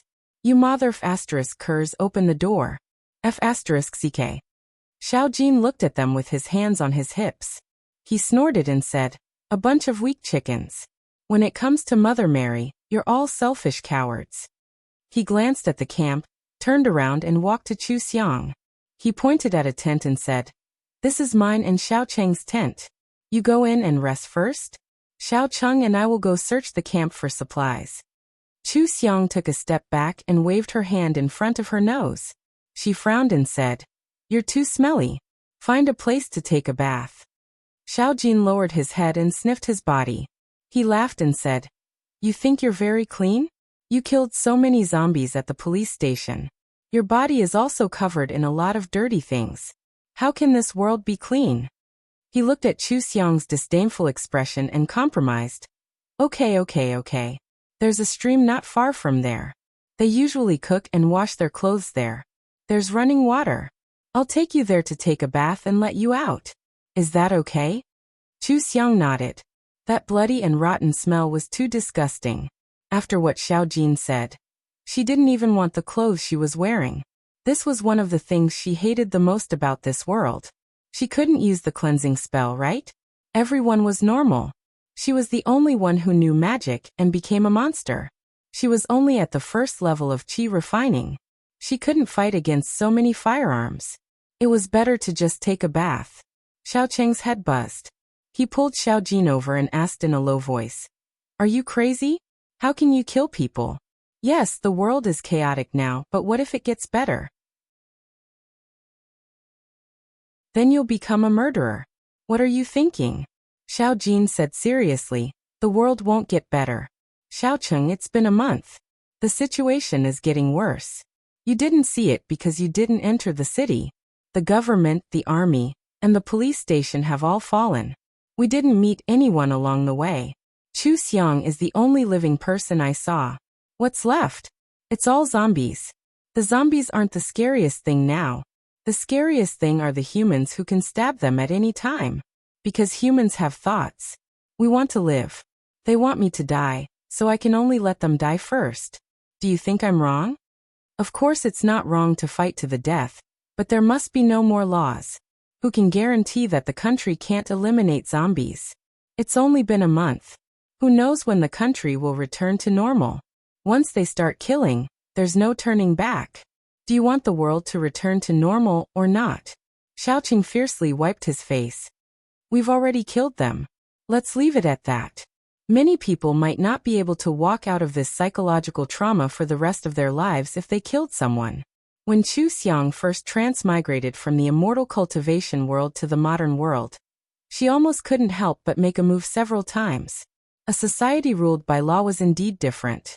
People who grew up in a society ruled by law couldn't just kill people in a short month, unless they were originally thugs.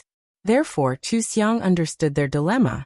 This was a very simple matter for her, but it was a hurdle they needed to cross. Fortunately, the two of them weren't unreasonable people. It seemed that the 2 teammates she met weren't bad. The people in the RV saw that the 3 of them didn't seem to want to attack them, so they finally opened the door and let them get in. All of them leaned against the window and stared at Chu Xiang and the other 2. They were panicked and scared, not knowing what to do. They could only pray that the 3 thugs would leave quickly. Chu Xiang and the others drove back with several bags of food, survival supplies and many weapons. Of course, it was impossible for all 3 of them to leave. Xiao Jin asked Xiao Cheng to stay in the RV to look after the things. He took the clothes and took Chu Xiang to the river. Xiao Jin used to be a boxer. He focused on competing and never got close to women. His impression of women was that they were dressed up, weak, and troublesome. When they reached the river, his first reaction was to rush her. You have to hurry up and wash up. It's going to be dark soon. Zombies are more sensitive at night. It's too dangerous here. Chu Xiang looked around and pointed at a few large rocks. You don't have to stand here. Go wash up by the rocks. It'll save time. Xiao Jin blinked to make sure he didn't hear wrong. He immediately looked at Chu Xiang in disbelief. You're too daring, aren't you? It's dark. A single man and a single woman bathing together with a few rocks between them? You. Chu Xiang chuckled. Why are you being so wishy-washy? It's already amazing that you haven't collapsed after so long. You still want to do something else? I'm afraid you're powerless. Hurry up. Don't forget that your brother hasn't washed up yet. Chu Xiang walked to the river first and began to take off her clothes with her back to him. Xiao Jin immediately went to the other side and didn't look at her. He said helplessly, You're amazing. You're just relying on your skills. Be careful not to fail miserably. I won't. Chu Xiang relaxed and soaked in the river. She closed her eyes comfortably and began to take a bath. Although Xiao Jin didn't look over there, he could still hear the sound of her splashing water. He went down the river and quickly took a bath. He wanted to focus on his own side, but he couldn't help but pay attention to Chu Xiang. He cleared his throat. Be careful. Although we haven't seen zombies in the river, it's reasonable to assume that there should be some. It's just that we haven't found any in this area. I know. You're so long-winded. Chu Xiang comfortably leaned against a rock. Her voice sounded much softer than usual. I care about you, but you think I'm long-winded. I've never cared about a woman in my life. Xiao Jin muttered. He washed his hair and quickly swam ashore to put on clean clothes. He squatted by the river and washed his dirty clothes. He heard Chu Xiang say, Wash my clothes too. Thank you. Xiao Jin paused and frowned. Why should I help you wash your clothes? I saved your life. You want me to wash your clothes to repay you? Of course not. I want you to take good care of me. This take care obviously included food, clothing, and shelter. Xiao Jin suddenly felt a sense of pressure. How could he take care of people? Why did it seem like there was an extra problem? But he didn't seem to dislike it. Chu Xiang had helped him just now. In his heart, he already regarded Chu Xiang as one of his own. Xiao Jin shook his head and went to take Chu Xiang's clothes. He didn't look up, but he saw Chu Xiang's shoulder in the water. He immediately went back to his side and vigorously washed the clothes.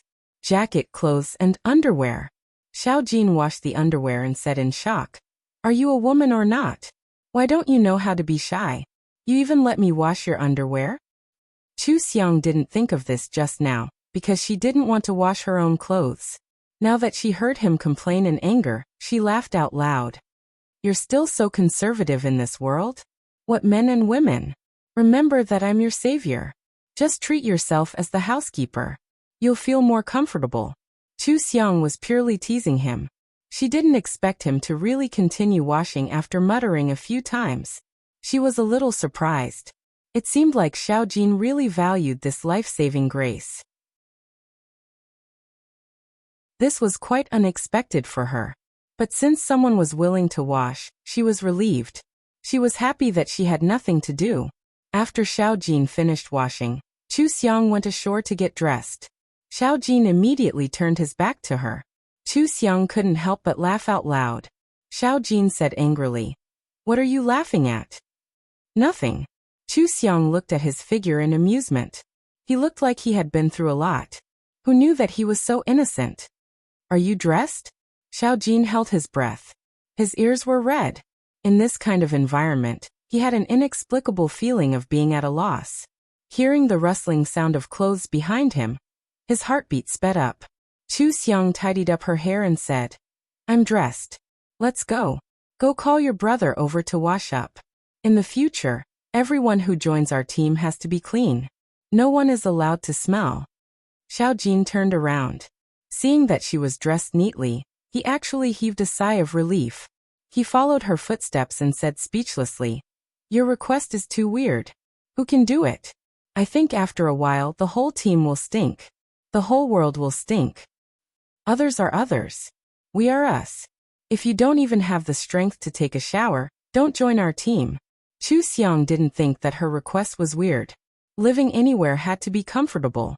Their first goal was to survive. Her goal was to live happily. Whoever wanted to be in the same team as her had to follow her rules. Xiao Jin wondered a few times when they were a team. But these words never came out. They were a team. There were only 3 of them, and they had just been formed. But it felt inexplicably reliable and safe. He was already vaguely excited and looking forward to his future life. Chu Xiang, who had just taken a shower, was even more beautiful. She changed out of her loose denim jacket and wore a long-sleeved t-shirt and tight-fitting pants. Her hot figure was completely exposed. When the people in the camp saw her, they all thought of a phrase: the face of a messenger, the figure of a devil. When they saw the beautiful Chu Xiang and Xiao Jin come back together, their eyes moved back and forth between the two. They all felt that Chu Xiang was probably Xiao Jin's woman. Even Xiao Qing couldn't help but think so. Xiao Jin listened to Chu Xiang too much. What other reason could there be other than liking her? Xiao Jin had always treated women like nothing. If he didn't like them, why would he treat Chu Xiang so well? Chu Xiang walked to the side of the car and patted on the door. She raised her eyebrows at Xiao Cheng and said, "Put away your messy thoughts and go shower with your brother. I'll watch over here." Xiao Cheng was confused. "Watch? Can you watch over her?" He got out of the car and said to Xiao Jin, "You won't really leave her alone, right? Don't forget the conflict today. Will those people let her go? She and the car might be gone by the time we come back." When the people in the RV heard this, they all wanted to say that they wouldn't snatch her, but no one dared to say anything. Chu Xiang and Xiao Jin's murderous looks were still in front of them. They were afraid when they saw the 2 of them. Xiao Jin glanced at the RV and sneered. "If they dare to make a move, we'll only see a ground full of corpses when we come back. Then everything in the camp will be ours. That's even better. Let's go and come back early. If it gets any darker, we won't be able to see the road." Xiao Jin left after saying that and called for Xiao Qing to follow. Xiao Qing glanced at Chu Xiang worriedly and muttered, "Do whatever you want." Then he grabbed his clothes and quickly followed Xiao Jin. Only Chu Xiang was left beside the RV. The people in the RV were obviously much more relaxed. Although they had seen Chu Xiang break Wu Gang's neck with their own eyes, Chu Xiang had only used one move, so it didn't show how powerful she was. At that time, Wu Gang was fighting with Xiao Jin and didn't pay attention to the back. It was very easy for him to be ambushed. The people in the RV discussed for a while, and then opened the door a crack. Seeing that Chu Xiang was only hanging clothes and ignoring them, they got out of the RV again. Some of them ran to the toilet, while the others gathered at the door of the RV. Everyone held self-defense equipment in their hands and looked at Chu Xiang. An old lady asked tentatively, "Miss, why are you with the Xiao brothers? Did you do it willingly?" The woman from before muttered very softly, "She must have done it willingly. Didn't she just take a bath with Xiao Jin?" Her voice was very soft, so only the 2 people beside her could hear it. However, Chu Xiang was already at the first level of qi refining, so her hearing was very sensitive. She just happened to hear this sentence. Chu Xiang's gaze swept across their faces, eliminating the possibility of them joining her team. She said coldly, "What does it have to do with you?" The old lady frowned and said, "Why are you? Forget it. We were just thinking that if you were forced, we might be able to help you." An old man next to her tugged at her. "Don't. Didn't you see that Xiao Jin still listens to her? How could she be forced? Don't meddle in other people's business. Think about how to guard the camp." A young man gathered his courage and asked, "You're Chu Xiang, right? Do you know how to leave? We've already lived here for more than half a month." In other words, she was an intruder. Chu Xiang listened to them and felt that it was a little funny. What could they do if she didn't leave? If she was forced, what could they do? They couldn't do anything. They pretended to care here and there, but at the critical moment, weren't they inhumane? Back then, didn't they lock the 5 people who wanted to get on the car outside for half a day? After Chu Xiang finished drying the clothes, she went to make a fire. They didn't scold her and seemed to feel that she was a little nicer, so they asked her this and that. Chu Xiang found them annoying. She looked up at them and threw the dagger in her hand out. It passed through the old man and old lady and hit the gap in the door of the caravan. The old man and old lady cried out in shock. The others ran away with their heads in their hands, their faces full of panic. Chu Xiang said indifferently, "Quiet down. Whoever makes any more noise will be nailed to a tree." Her throwing dagger really scared them. If this dagger stabbed into someone's body, wouldn't that person be dead? None of them dared to say anything. They didn't even make any sound of moving. It couldn't be any quieter. Chu Xiang quickly made a fire, buried 5 sweet potatoes, and cooked a pot of instant noodles. She calculated in her heart. These people had been camping here for almost a month. Ming and the others had found a good place in the beginning, so no zombies came. But with so many people gathered here, this place had definitely become a place that attracted zombies. They had been here for so long. The zombies might come soon. They should leave as soon as possible. Chu Xiang felt that it was interesting to walk around. It was boring to stay in one place and build a base. If the Xiao brothers didn't go with her, she would go by herself. Xiao Jin and Xiao Qing quickly ran back, bringing back a tidied-up wild rabbit. Xiao Jin took the rabbit and showed it to Chu Xiang. He smiled and said, "We have meat to eat tonight. How do you want to eat it?" "Okay." Chu Xiang bent her knees and sat on the side. She smiled and said, "Do you really think of yourself as a housekeeper? How about this? Cook some meat soup and roast the rest. Next time when you collect supplies, find some seasoning. You can eat delicious food when you hunt in the future." Xiao Qing snorted. "You really know how to order people around. But it's better to let you eat than to let those ungrateful wolves eat." Chu Xiang said in surprise. "You used to let them eat the prey you hunted? So many people? Doesn't that mean everyone can have a taste of it? Isn't that right? We were all from the same camp. They washed clothes, cooked, and fetched water while we hunted. Heh, each of them thought that they contributed a lot. They didn't think about how difficult and dangerous hunting was. When they went to wash clothes and fetch water, we had to be their bodyguards.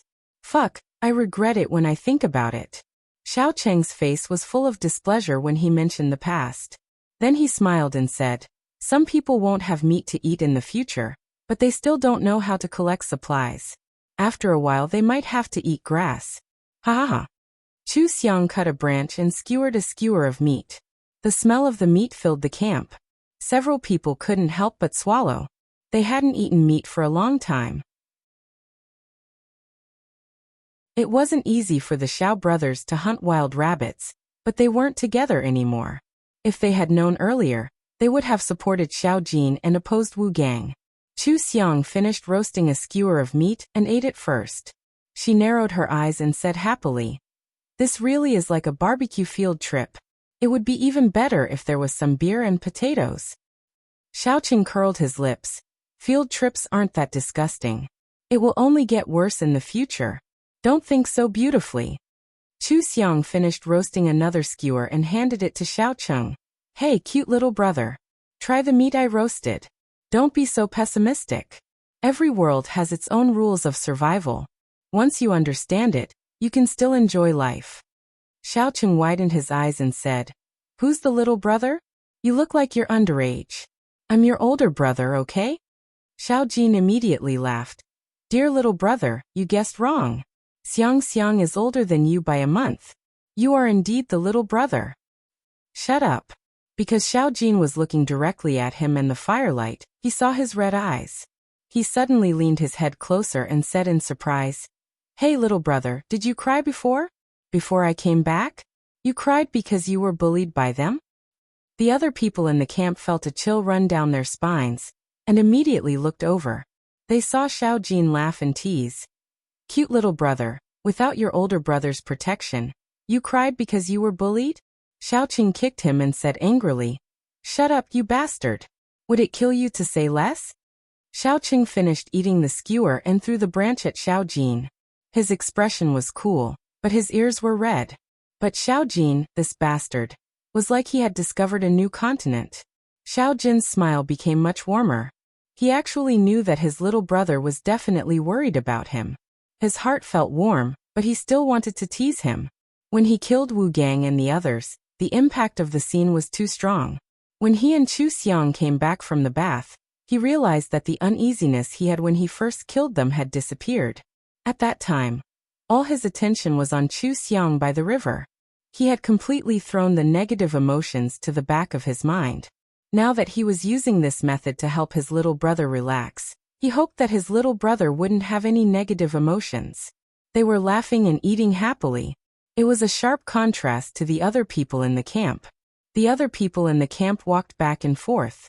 They were very careful with their words, afraid that they would disturb them and cause trouble. A man stared at the skewers in their hands and kept swallowing. In the end, he couldn't help but say, "We're all from the same camp. You guys are so strong. Why don't you stay?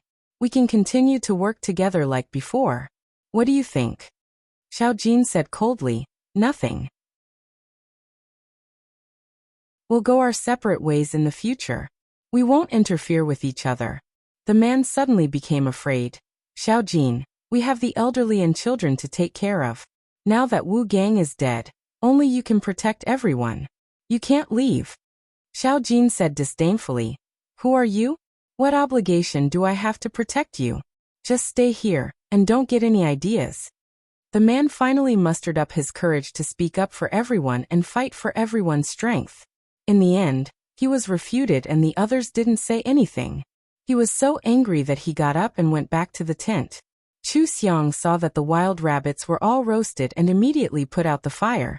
"The light will attract zombies. Let's not do this. Rest early and leave early tomorrow." "Leave? Where are we going?" Xiaoqing looked up at her as he chewed on the rabbit meat. Chu Xiang looked back at him. "Anywhere. We can go wherever we want. Do you want to stay here forever?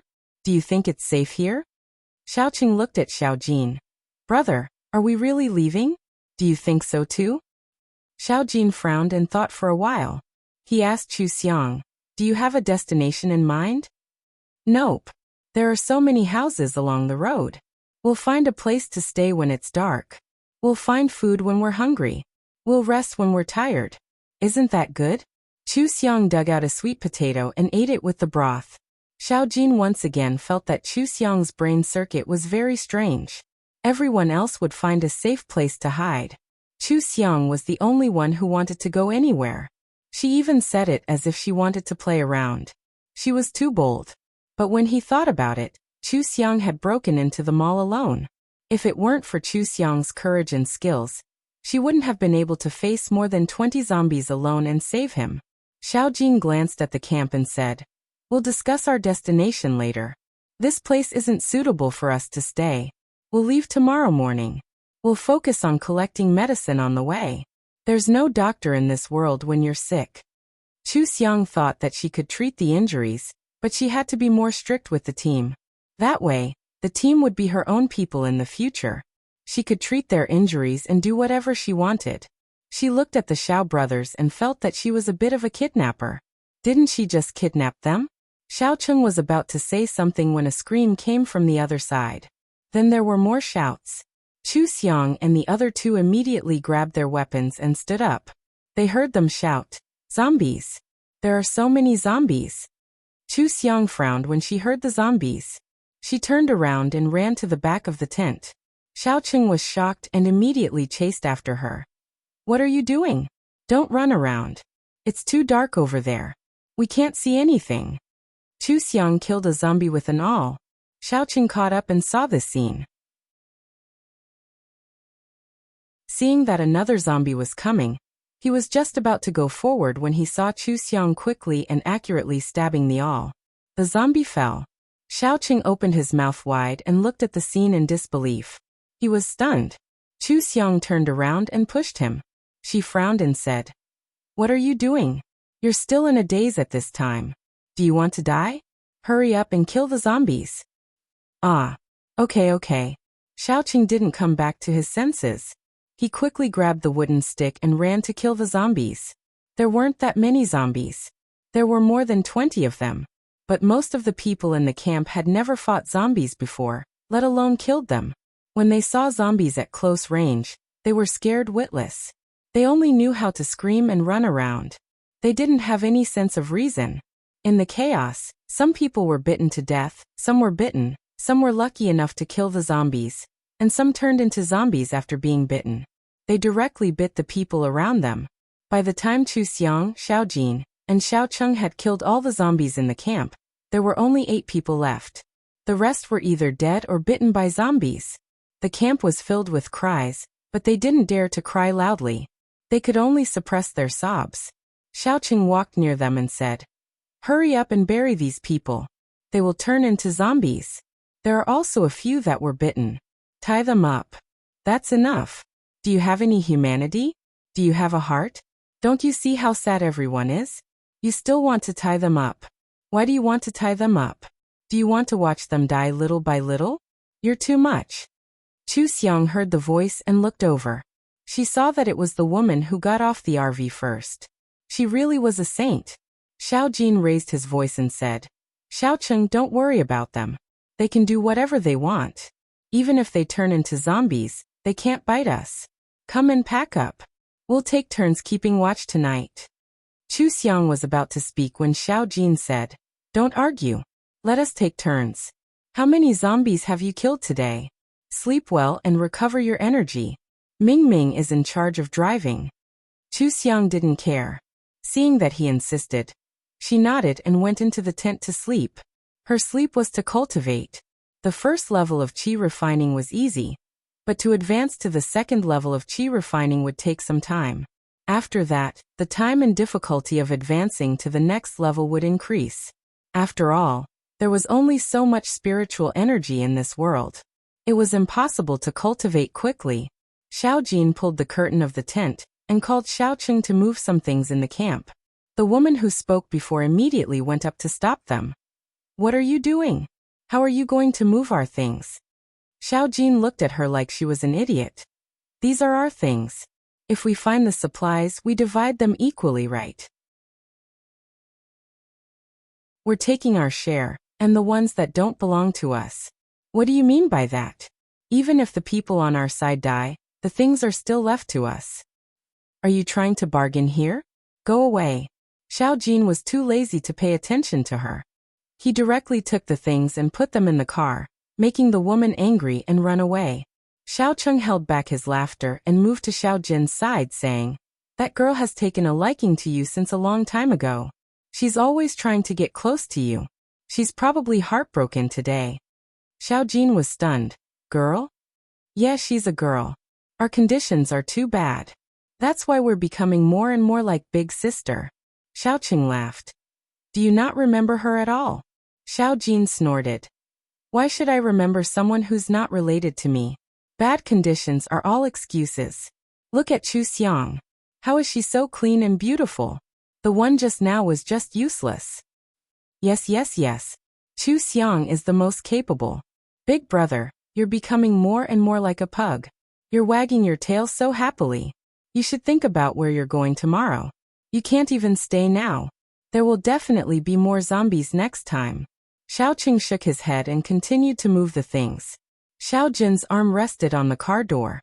Thinking back to everything that had happened since he met Chu Xiang, he really couldn't help but listen to everything Chu Xiang said. He felt that it wasn't bad.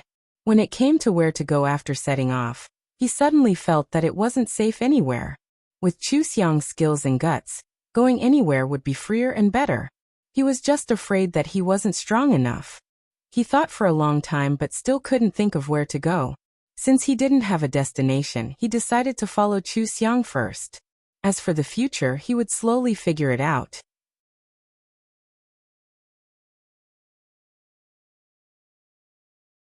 Chapter 130. At dawn, Xiao Jin stretched lazily and got up to do some simple exercises in the camp. He knocked on the car door and asked Xiao Qing to get up. "It's almost time to go. Get up and make something to eat. I'll call Chu Xiang." Xiao Qing yawned as he opened the door and got out of the car. He took a few packets of instant noodles and started a fire to boil water. Then he frowned and said, "How did I become their errand boy? They let me do all the trivial things." He raised his head to look at the tent and burst out laughing. His brother was calling for Chu Xiang outside the tent. He even bent over to listen in. Why did he look so much like a eunuch? Xiao Jin was afraid that Chu Xiang would sleep naked, so he didn't even dare to touch the tent. He just listened to his brother calling her. Chu Xiang was about to complete a week of cultivation, so she ignored him. After a few minutes, she finally opened her eyes and said, "Okay, I'm awake." Chu Xiang opened the curtain and walked out. She patted the tent and said, "Put this away and tie it to the roof of the car. If we can't find a house tonight, we'll sleep here.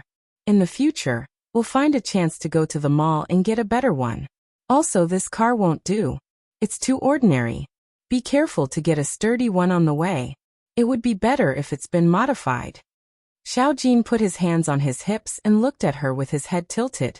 "Are you ordering people around?" Chu Xiang smiled at him and said, "No, I'm ordering my teammates around. In the future, I'll be the captain of our team.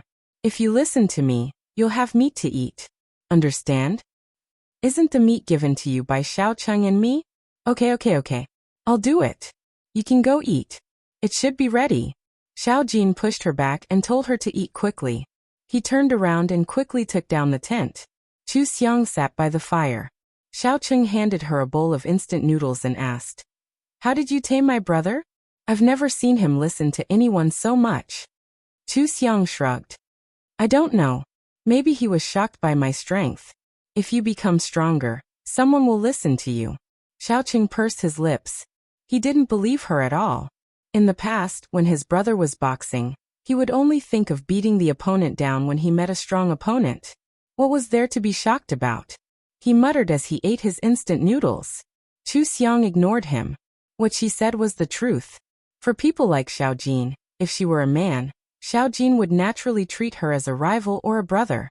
But she was a woman, so Xiao Jin subconsciously wouldn't compete with her.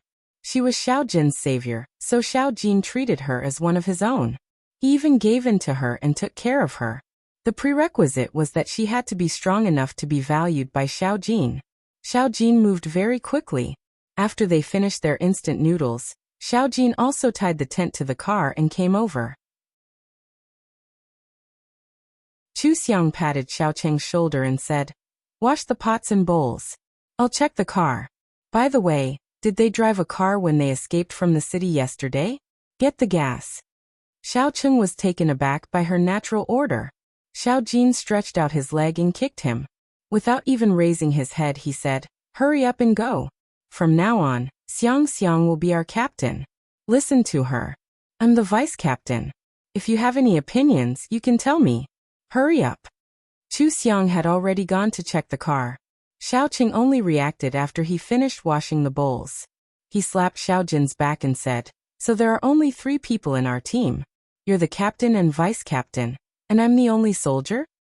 Then what do you want? Whoever's fist is the boss. Why don't you challenge us?" Xiao Jin handed the empty bowl in his hand to him, and looked up with a smile that deserved a beating. Xiao Cheng snorted, snatched the bowl from his hand and ran to wash it. "Two arrogant ghosts. Sooner or later, you'll be tortured." Xiao Jin smiled and shook his head. He put out the fire and walked around the campsite to check if he had forgotten anything. The other people in the campsite woke up when they heard their movements.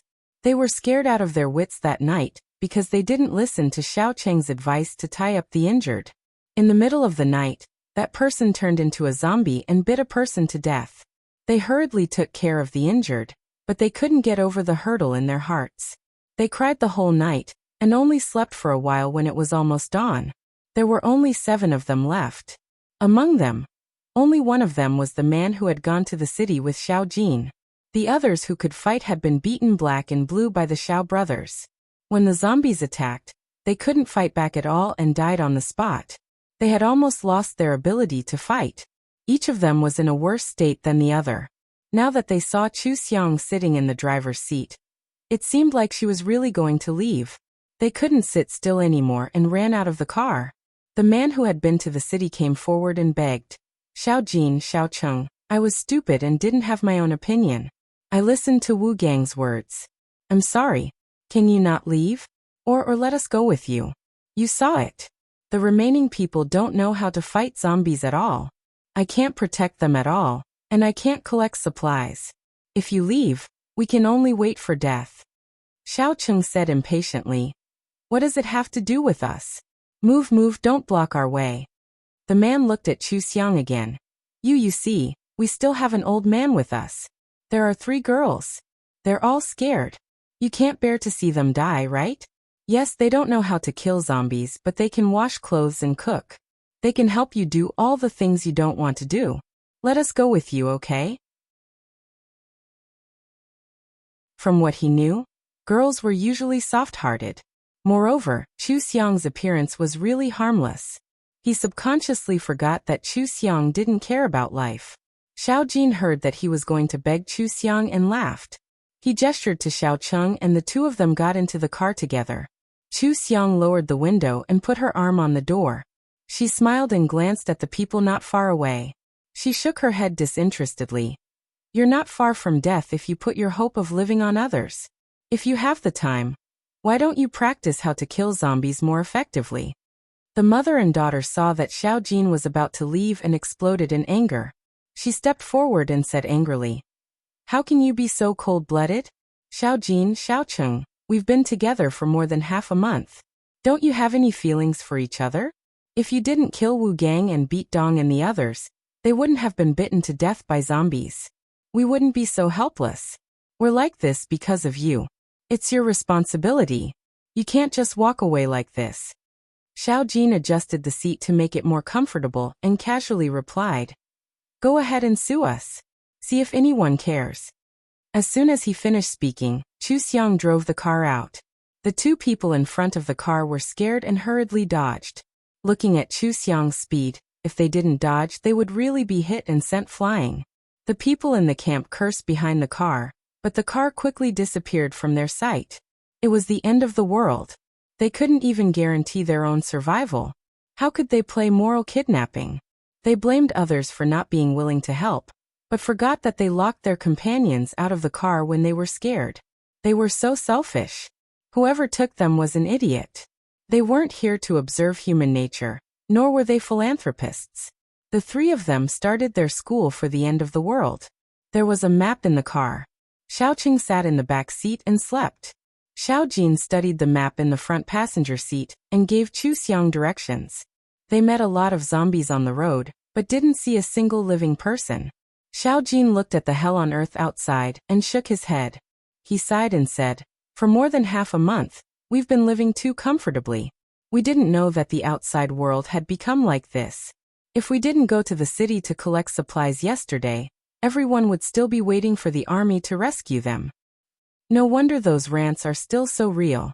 While driving, Chu Xiang observed the surroundings to see if there was anything she could use. Xiao Jin thought of those people and sneered. They haven't even seen zombies twice in the camp. Xiao Cheng and I wanted to take them to the forest to find food, and teach them how to dig sweet potatoes and catch fish. In the end, no one went. I'm afraid they'll just stay there and wait for death. Chu Xiang looked at him, and then turned to look at Xiao Cheng who was sleeping soundly. Whether they're dead or alive has nothing to do with us. You 2 shouldn't think of helping people so easily. If you do, we'll go our separate ways. What are you thinking? Who wants to help? Why isn't anyone helping me? Xiao Jin looked at her funny and suddenly asked curiously, Hey, what did you do before? Why are you so powerful? The way you twisted Wu Gang's neck was too neat. You weren't an assassin before, were you? Chu Xiang thought about the different professions in the modern world and calmly said, International mercenary. I work for money. Oh. Xiao Jin felt that Chu Xiang was lying, but he didn't have any evidence. International mercenary seemed to fit Chu Xiang's skills and indifference. Anyway, it didn't matter what she did before. She was the captain. Xiao Jin touched the back of his neck and sat up straight.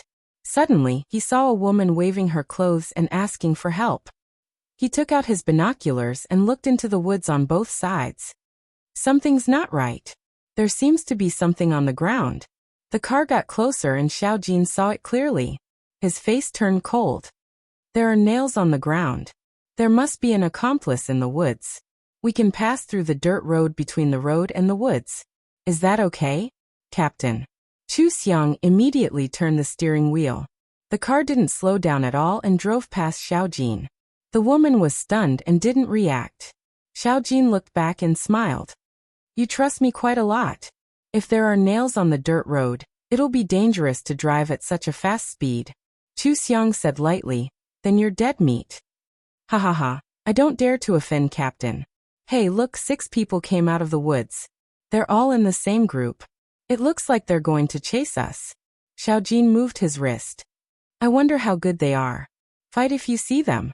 Don't hold back. Xiaoqing woke up and heard their conversation. He looked back and muttered, 2 violent maniacs. Xiaojin glanced at him in the rearview mirror and suddenly frowned. He pulled Xiaocheng to the back and looked at him carefully. Why are you soaked? What happened? Where do you feel uncomfortable? Chu Xiang also frowned. She felt that Xiaocheng's spiritual energy was in a mess. Xiaojin was also driving with one hand. She pulled Xiaojin's wrist and used her spiritual energy to check. She was surprised to find that something was awakening in Xiaojin's body. She quickly pulled Xiaocheng's wrist. Xiaocheng's had already awakened. Chu Xiang immediately used her spiritual energy to help them. She pulled back her hand and said seriously, you two can stop talking. Close your eyes and feel if there's anything different about your body. Focus. Xiaojin and Xiaoqing looked at each other. They closed their eyes in confusion and frowned. Water suddenly came out of Xiaocheng's hand and wet his pants. He cried out in shock and raised his hands in shock. Xiaojin took a little longer.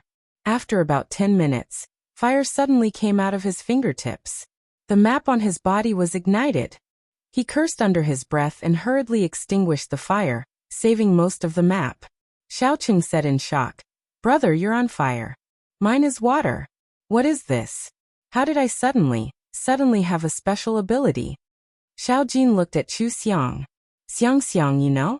You're so good at fighting. Do you also have a special ability? You were too calm just now. Chu Xiang didn't know what was going on. She guessed. It's strange that those people turned into zombies. Maybe something changed their bodies. Some people couldn't take it and turned into the living dead. Some people, like us, were genetically modified. Xiaojin didn't understand. Then why did it only get modified now?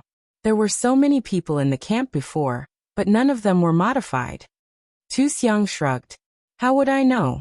I've never seen anyone like this. For now, I only have my strength and speed increased. I don't think there's anything else. Maybe there is, but I haven't noticed it yet. Xiaoqing played with the water that came out of his hand and laughed. No matter what, this is a good thing. It's just that I can't control it well, and don't know how to do it. Captain, do you know? How do I control this thing? Just practice. Just like when you first started holding chopsticks. Keep practicing and you should be able to master it soon. Chu Xiang still didn't know what was so special about this world. They had just met, so she decided not to teach them cultivation techniques. She only gave them the stupidest method. Xiaojin and Xiaoqing really listened and kept practicing by the side. However, both of them stretched their hands out to practice, afraid that they would make a mess in the car again. Chu Xiang thought of some things. In her previous life as a writer, she had read a bit of everything in order to understand all kinds of themes. Of course, she had also read about the apocalypse. In the case of Xiaojin and Xiaocheng, they probably had fire and water type abilities respectively. She moved her finger and the heaven and earth mirror appeared in the car. It floated in front of Xiaojin and Xiaocheng and shone on them. Then it returned to Chu Xiang's side and trembled. Chu Xiang put away the heaven and earth mirror. She had already confirmed that Xiaojin had a single spirit root of fire, and Xiaoqing had a single spirit root of water. There was a bit more spiritual energy in this world, so there was spiritual energy in the water and food. The two of them must have absorbed enough spiritual energy to stimulate their potential. For them to be like this, there must be other people with abilities in this world. She didn't know if there were cultivators. It seemed that she had to be more careful in the future. Chu Xiang drove the car to the gas station. From afar, she saw that there were still many things in the supermarket. This place shouldn't have been cleaned out, so there should still be gas. Xiaocheng, change cars. Refuel. Xiaojin, look for supplies. Chu Xiang opened the door and got out of the car. She patted the car and asked them to come out. Xiaoqing asked, "Then what are you doing?" Chu Xiang held 2 daggers and looked at the zombies scattered in the gas station. "I have an idea that I need to verify." Before Xiaoqing could ask another question, he saw Chu Xiang rush into the middle of a few zombies. She raised her daggers and cut through the zombies' heads like she was cutting watermelons. He immediately shut up and continued to refuel. Xiaojin saw that Chu Xiang could handle it alone, so he also took his weapons and ran into the supermarket. After killing the zombies in the supermarket, he began to move boxes of food into the car. Chu Xiang killed a few zombies and used the daggers to stir the zombies' heads. Xiaoqing retched, and his expression was indescribable. Then he saw Chu Xiang dig out something from the zombies' heads. Chu Xiang brought the thing in front of Xiaoqing. "Get some water to wash it." "Ah, I still can't control it." "Wash it if you can." Xiaoqing nodded, and without another word, he began to get water. This ability was sometimes ineffective. He tried for 5 minutes before a large amount of water came out. It was just enough to wash Chu Xiang's hands, and the thing in her hands clean. He looked at the sparkling and translucent crystal in Chu Xiang's hands with some surprise. He doubtfully asked, "What is this? Is there such a thing in a person's head?" Chu Xiang looked at it against the sun and felt it. There was indeed spiritual power inside. She smiled. "Didn't it say that there are nuclei in the zombies' heads? Psychics need to absorb nuclei to increase their strength. Take it, feel the power inside and try to absorb it. After refueling, go kill zombies and dig out more nuclei." "I haven't seen it." For the first time, Xiaoqing felt that he was missing out on a lot of things if he didn't see it. He obediently sat on the front of the car and held the nuclei to absorb it. The absorption was quite simple. He quickly felt a power flowing from the nuclei into his body. It was very comfortable, and then he felt as if he had become a little stronger.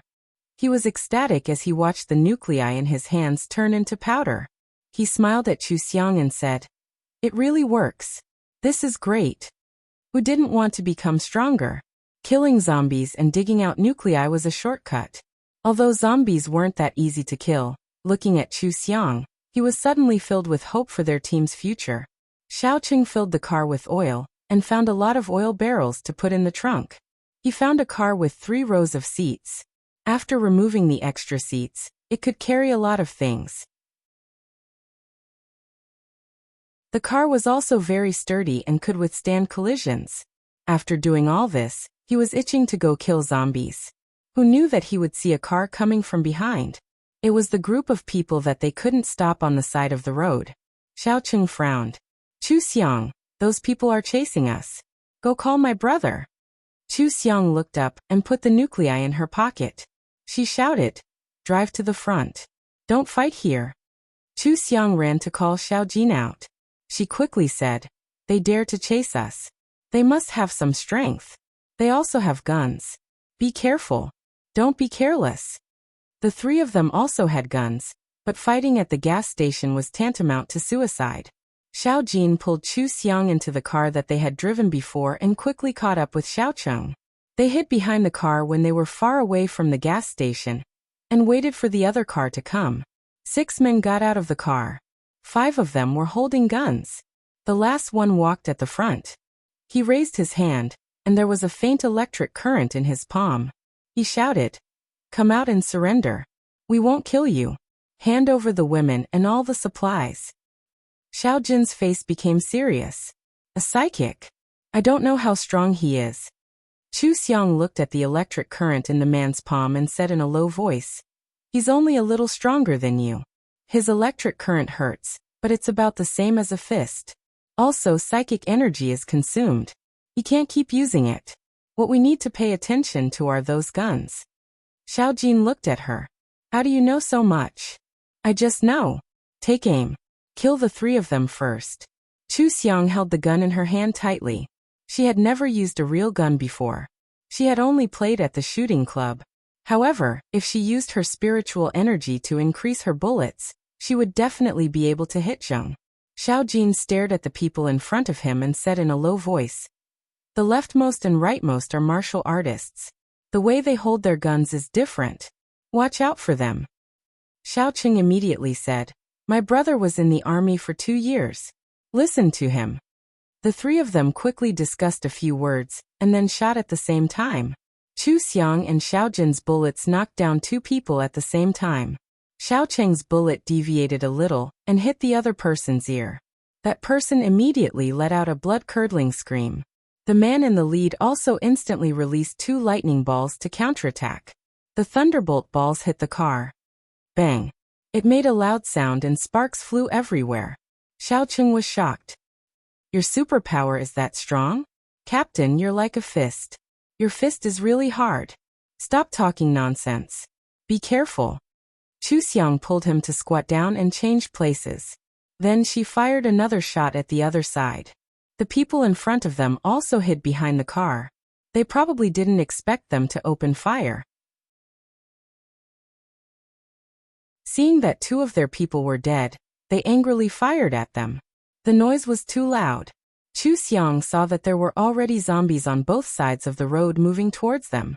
She shouted, "We have to think of a way to end this quickly. It'll be troublesome if we get surrounded." At this time, Xiaoqing suddenly patted her back and pointed at the forest. "Chu Xiang, look. Brother, look. That zombie is so fast." Chu Xiang looked over and was surprised to see a zombie jumping from one tree to another. Its speed was very fast. She immediately fired a shot in that direction, but the zombie dodged. She hurriedly said, "Humans have superpowers, so zombies will definitely be upgraded. This is a high-level one, so you have to be extra careful." Chu Xiang's hearing was very sharp. As soon as she finished speaking, she heard a man on the other side say excitedly, "Brother Chen, it's a level 2 zombie." Brother Chen, who had superpowers, immediately said, "2 more. There's another one over there. Don't worry about those 3 for now. Focus on the level 2 zombies. We must get their nuclei." "Yes, Brother Chen." Chu Xiang and the others also saw another zombie. This zombie was also very fast. It ran towards Brother Chen and the others. It was closer to them. Chu Xiang kept shooting at the level 2 zombie in the tree. Soon, she ran out of bullets. Her eyes darkened, and she suddenly jumped out. "Chu Xiang." Xiaojin immediately followed. Xiaoqing looked at them worriedly. He turned around and shot at Brother Chen and the others to stop them from coming over. Chu Xiang directly hit the level 2 zombie and knocked it under the tree. She attached spiritual power to her palm and twisted the zombie's head. The zombie turned its head and opened its mouth to bite Chu Xiang's hand. Xiaojin rushed over and pulled Chu Xiang away. He slapped the zombie's head with his palm. The flame from his palm instantly burned the zombie's hair. The zombie let out a shrill scream. But the flame wasn't big enough to burn through the zombie's head. The zombie jumped at the 2 of them. Xiaojin punched the zombie's abdomen hard. Chu Xiang took the opportunity when the zombie bent down and grabbed the back of its collar. The zombie was enraged. It opened its mouth and bit Xiaojin. Xiaojin's hands were on fire again. At the critical moment, he activated his potential again. An uncontrollable flame appeared. His eyes lit up. He didn't dodge or run. His hands grabbed the zombie's neck. His fiery palms directly burned the zombie. The zombie's head and body were separated, and it lost its ability to move. Xiaojin panted and sat on the ground. He looked at his palms and smiled. "I leveled up." Chu Xiang also smiled. She looked at the zombie's head on the ground, which was still opening its mouth to bite.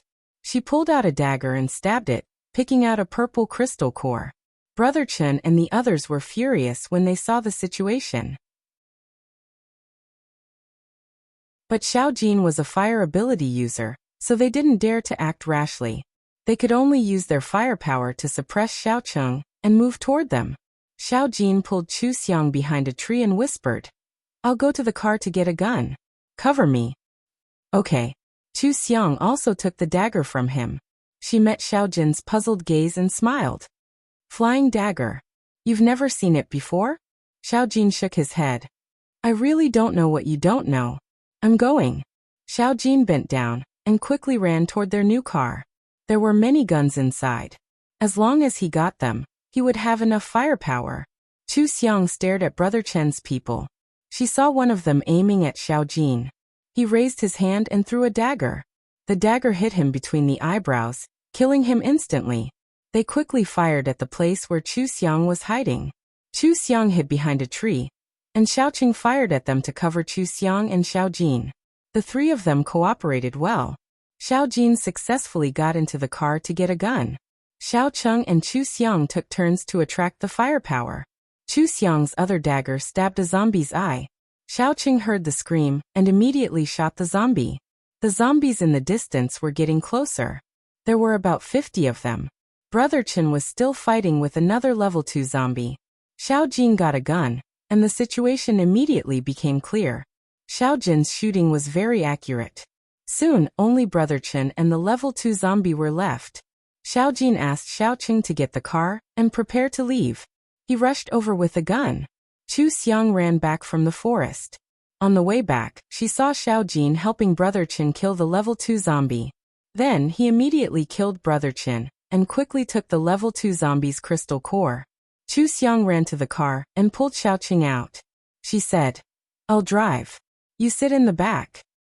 After Xiao Jin and Xiaoqing jumped into the car, Chu Xiang stepped on the accelerator and quickly drove out. Along the way, they knocked down a few zombies and successfully broke through the zombie encirclement. The three of them were a bit tired. Xiao Jin looked at his watch and said, "Let's find a place to rest. It's almost dark. We can't go anywhere else today. I remember there's a villa area up ahead." "Then let's go to the villa area and find a villa on the side." Chu Xiang asked him to open the map. After a quick glance, she confirmed the direction and continued to drive. Xiao Jin poured some water for her and asked, "Are you okay?" "I'll drive." "I'm fine. I'll drive." Chu Xiang looked at Xiaoqing in the rearview mirror and asked, "Are you two okay?" "No, we're fine." Xiaoqing stretched his hand out of the window and tried to get some water to wash his hands. He was very relaxed. Xiao Jin leaned back in the seat and laughed. "It feels so good. It feels so much better than in the army or in the ring. There must be stronger people and stronger zombies. We have to think of a way to get more nuclei to improve our abilities. I found that fighting can also improve our abilities. Why don't we use our abilities to kill zombies and practice more?" "Okay." Chu Xiang raised her chin in front of them. "Let's slowly clear out the zombies in the villa area." They had already arrived at the villa area. They found an open space without zombies and jumped over the wall into a villa. The villa wasn't big. There were 3 zombies inside. Xiao Jin and Xiaoqing quickly got rid of the zombies and threw them outside. Then they opened the door and let Chu Xiang drive in. Once the door was locked, other than the level 2 and high-level zombies that could jump, normal zombies couldn't enter the villa. The 3 of them relaxed a bit. Chu Xiang said, "Zombies don't have intelligence. They only know how to use brute force. Remember to close all the doors and windows. That way, even if zombies break in, they will be able to hear the noise." "Okay. Cheng and I will keep watch at night. You sleep well and recover your energy," Xiao Jin said to Chu Xiang and strode into the villa. "I'll go see if I can cook. Natural gas could be used." There were no vegetables, but there was rice and white flour. Xiao Jin chopped up the ham sausage and mixed it with the white flour to make a few pancakes. In the apocalypse, pancakes like these were super delicacies. They finally sat at the table and had a good meal. After resting for a while, they went out to kill zombies. In the villa area, there were only a few zombies in one area and a few in another. There weren't too many zombies gathered together, and there weren't any high-level zombies. The 3 of them moved quickly and were very careful. They killed more than 30 zombies in a short period of time. Chu Xiang looked at their expressions and said, "Let's go back. It's getting dark. Let's go back and train." The nuclei were all with Xiaoqing. He cleaned the nuclei and went back to the villa to divide them into 3 portions. However, there were only 2 level 2 nuclei. He took the initiative to give them to Chu Xiang and Xiao Jin. Chu Xiang found out during the battle that these 2 brothers were very protective of each other. They had a great tacit understanding. They really treated her as one of their own and protected her. The 3 of them were like an iron triangle. When facing the double crisis of zombies and zombies, there wasn't a moment of carelessness. They cooperated very well. This required true trust to be able to do. Although they had only known each other for a short time, they had experienced a lot. This trust was still rooted in their hearts. Chu Xiang put the level 2 nucleus in front of Xiaocheng, and the rest of her nuclei in front of the two of them. She smiled and said, "My method of increasing my strength is different from yours. I don't need nuclei. As for whether you can use my method, I don't know. I still need to study it. So you guys should absorb the nuclei first. We'll talk about other things later." Xiaocheng opened his mouth to ask what her method was, but Xiao Jin held his arm and stopped him. Xiao Jin saw that Chu Xiang didn't seem to be lying, so he didn't hold back. He put away the crystal and said, "Then you stay guard for a while. The two of us will absorb the nuclei. When we go to bed later, let Qing stay guard first. It'll be my turn at 2 in the morning." The second half of the night was the most uncomfortable and sleepy time. Xiao Jin always stayed guard for the second half of the night. However, after gaining his ability, his physical strength and energy had improved. Chu Xiang and Xiaoqing didn't fight with him. The three of them discussed and cultivated separately. Chu Xiang only needed to use her ability to cultivate. If she was interrupted, it would only waste a little spiritual energy. It wouldn't affect anything. Therefore, when she stayed guard in the living room, she also closed her eyes and cultivated. She didn't waste any time. All the windows were closed. The three of them didn't turn on the lights when they cultivated, so no zombies were attracted to them. After the ability was upgraded, the ability user's energy increased by 100 times. In the end, none of the three of them slept. They spent the whole night improving their strength. The absorption of the level 2 nuclei was very slow. Xiao Jin and Xiaoqing absorbed 2 nuclei before they finished. However, their abilities were obviously much stronger. Their speed and strength also increased. Xiao Jin could already condense a fist-sized fireball. It was very powerful. Xiaoqing could also release a bucket of water at any time and condense a baseball-sized water ball. However, he didn't know what the water ball was for. It didn't have much attack power. For the next few days, they killed zombies in the villa area. After killing the nearby ones, they went to kill the ones far away. After killing the ones outside, they went to kill the ones inside. Slowly, they really cleared out the entire villa area. They also found 3 villas. They didn't go in to investigate. They estimated that there were about 6 or 7 people in total. After the villas were cleaned and the nuclei were absorbed, Xiao Jin and Xiaoqing's abilities improved again. After observing for a long time, Chu Xiang finally decided to teach them the ability to cultivate. You have abilities because you have spiritual roots. With spiritual roots, you can cultivate. I'll use spiritual energy to teach you how to use the ability. You have to remember it clearly, and then cultivate on your own. Chu Xiang let Xiaoqing guard while she taught Xiao Jin first. Xiaoqing was shocked. Cultivate martial arts? No, that immortal cultivation? Isn't that something that only exists on TV? Xiao Jin was also very shocked. However, this seemed to explain all the mysteries surrounding Chu Xiang. Cultivators were originally so mysterious. There were many secrets that couldn't be revealed. He was still calm. He handed his hand to Chu Xiang and smiled. Being locked up in the warehouse was probably the luckiest experience in my life. Xiaoqing immediately showed an expression of disgust. Brother, you're actually so sour. Let's start. Hurry up and stop talking. Chu Xiang smiled. She grabbed Xiao Jin's wrist and sent a trace of spiritual energy into him.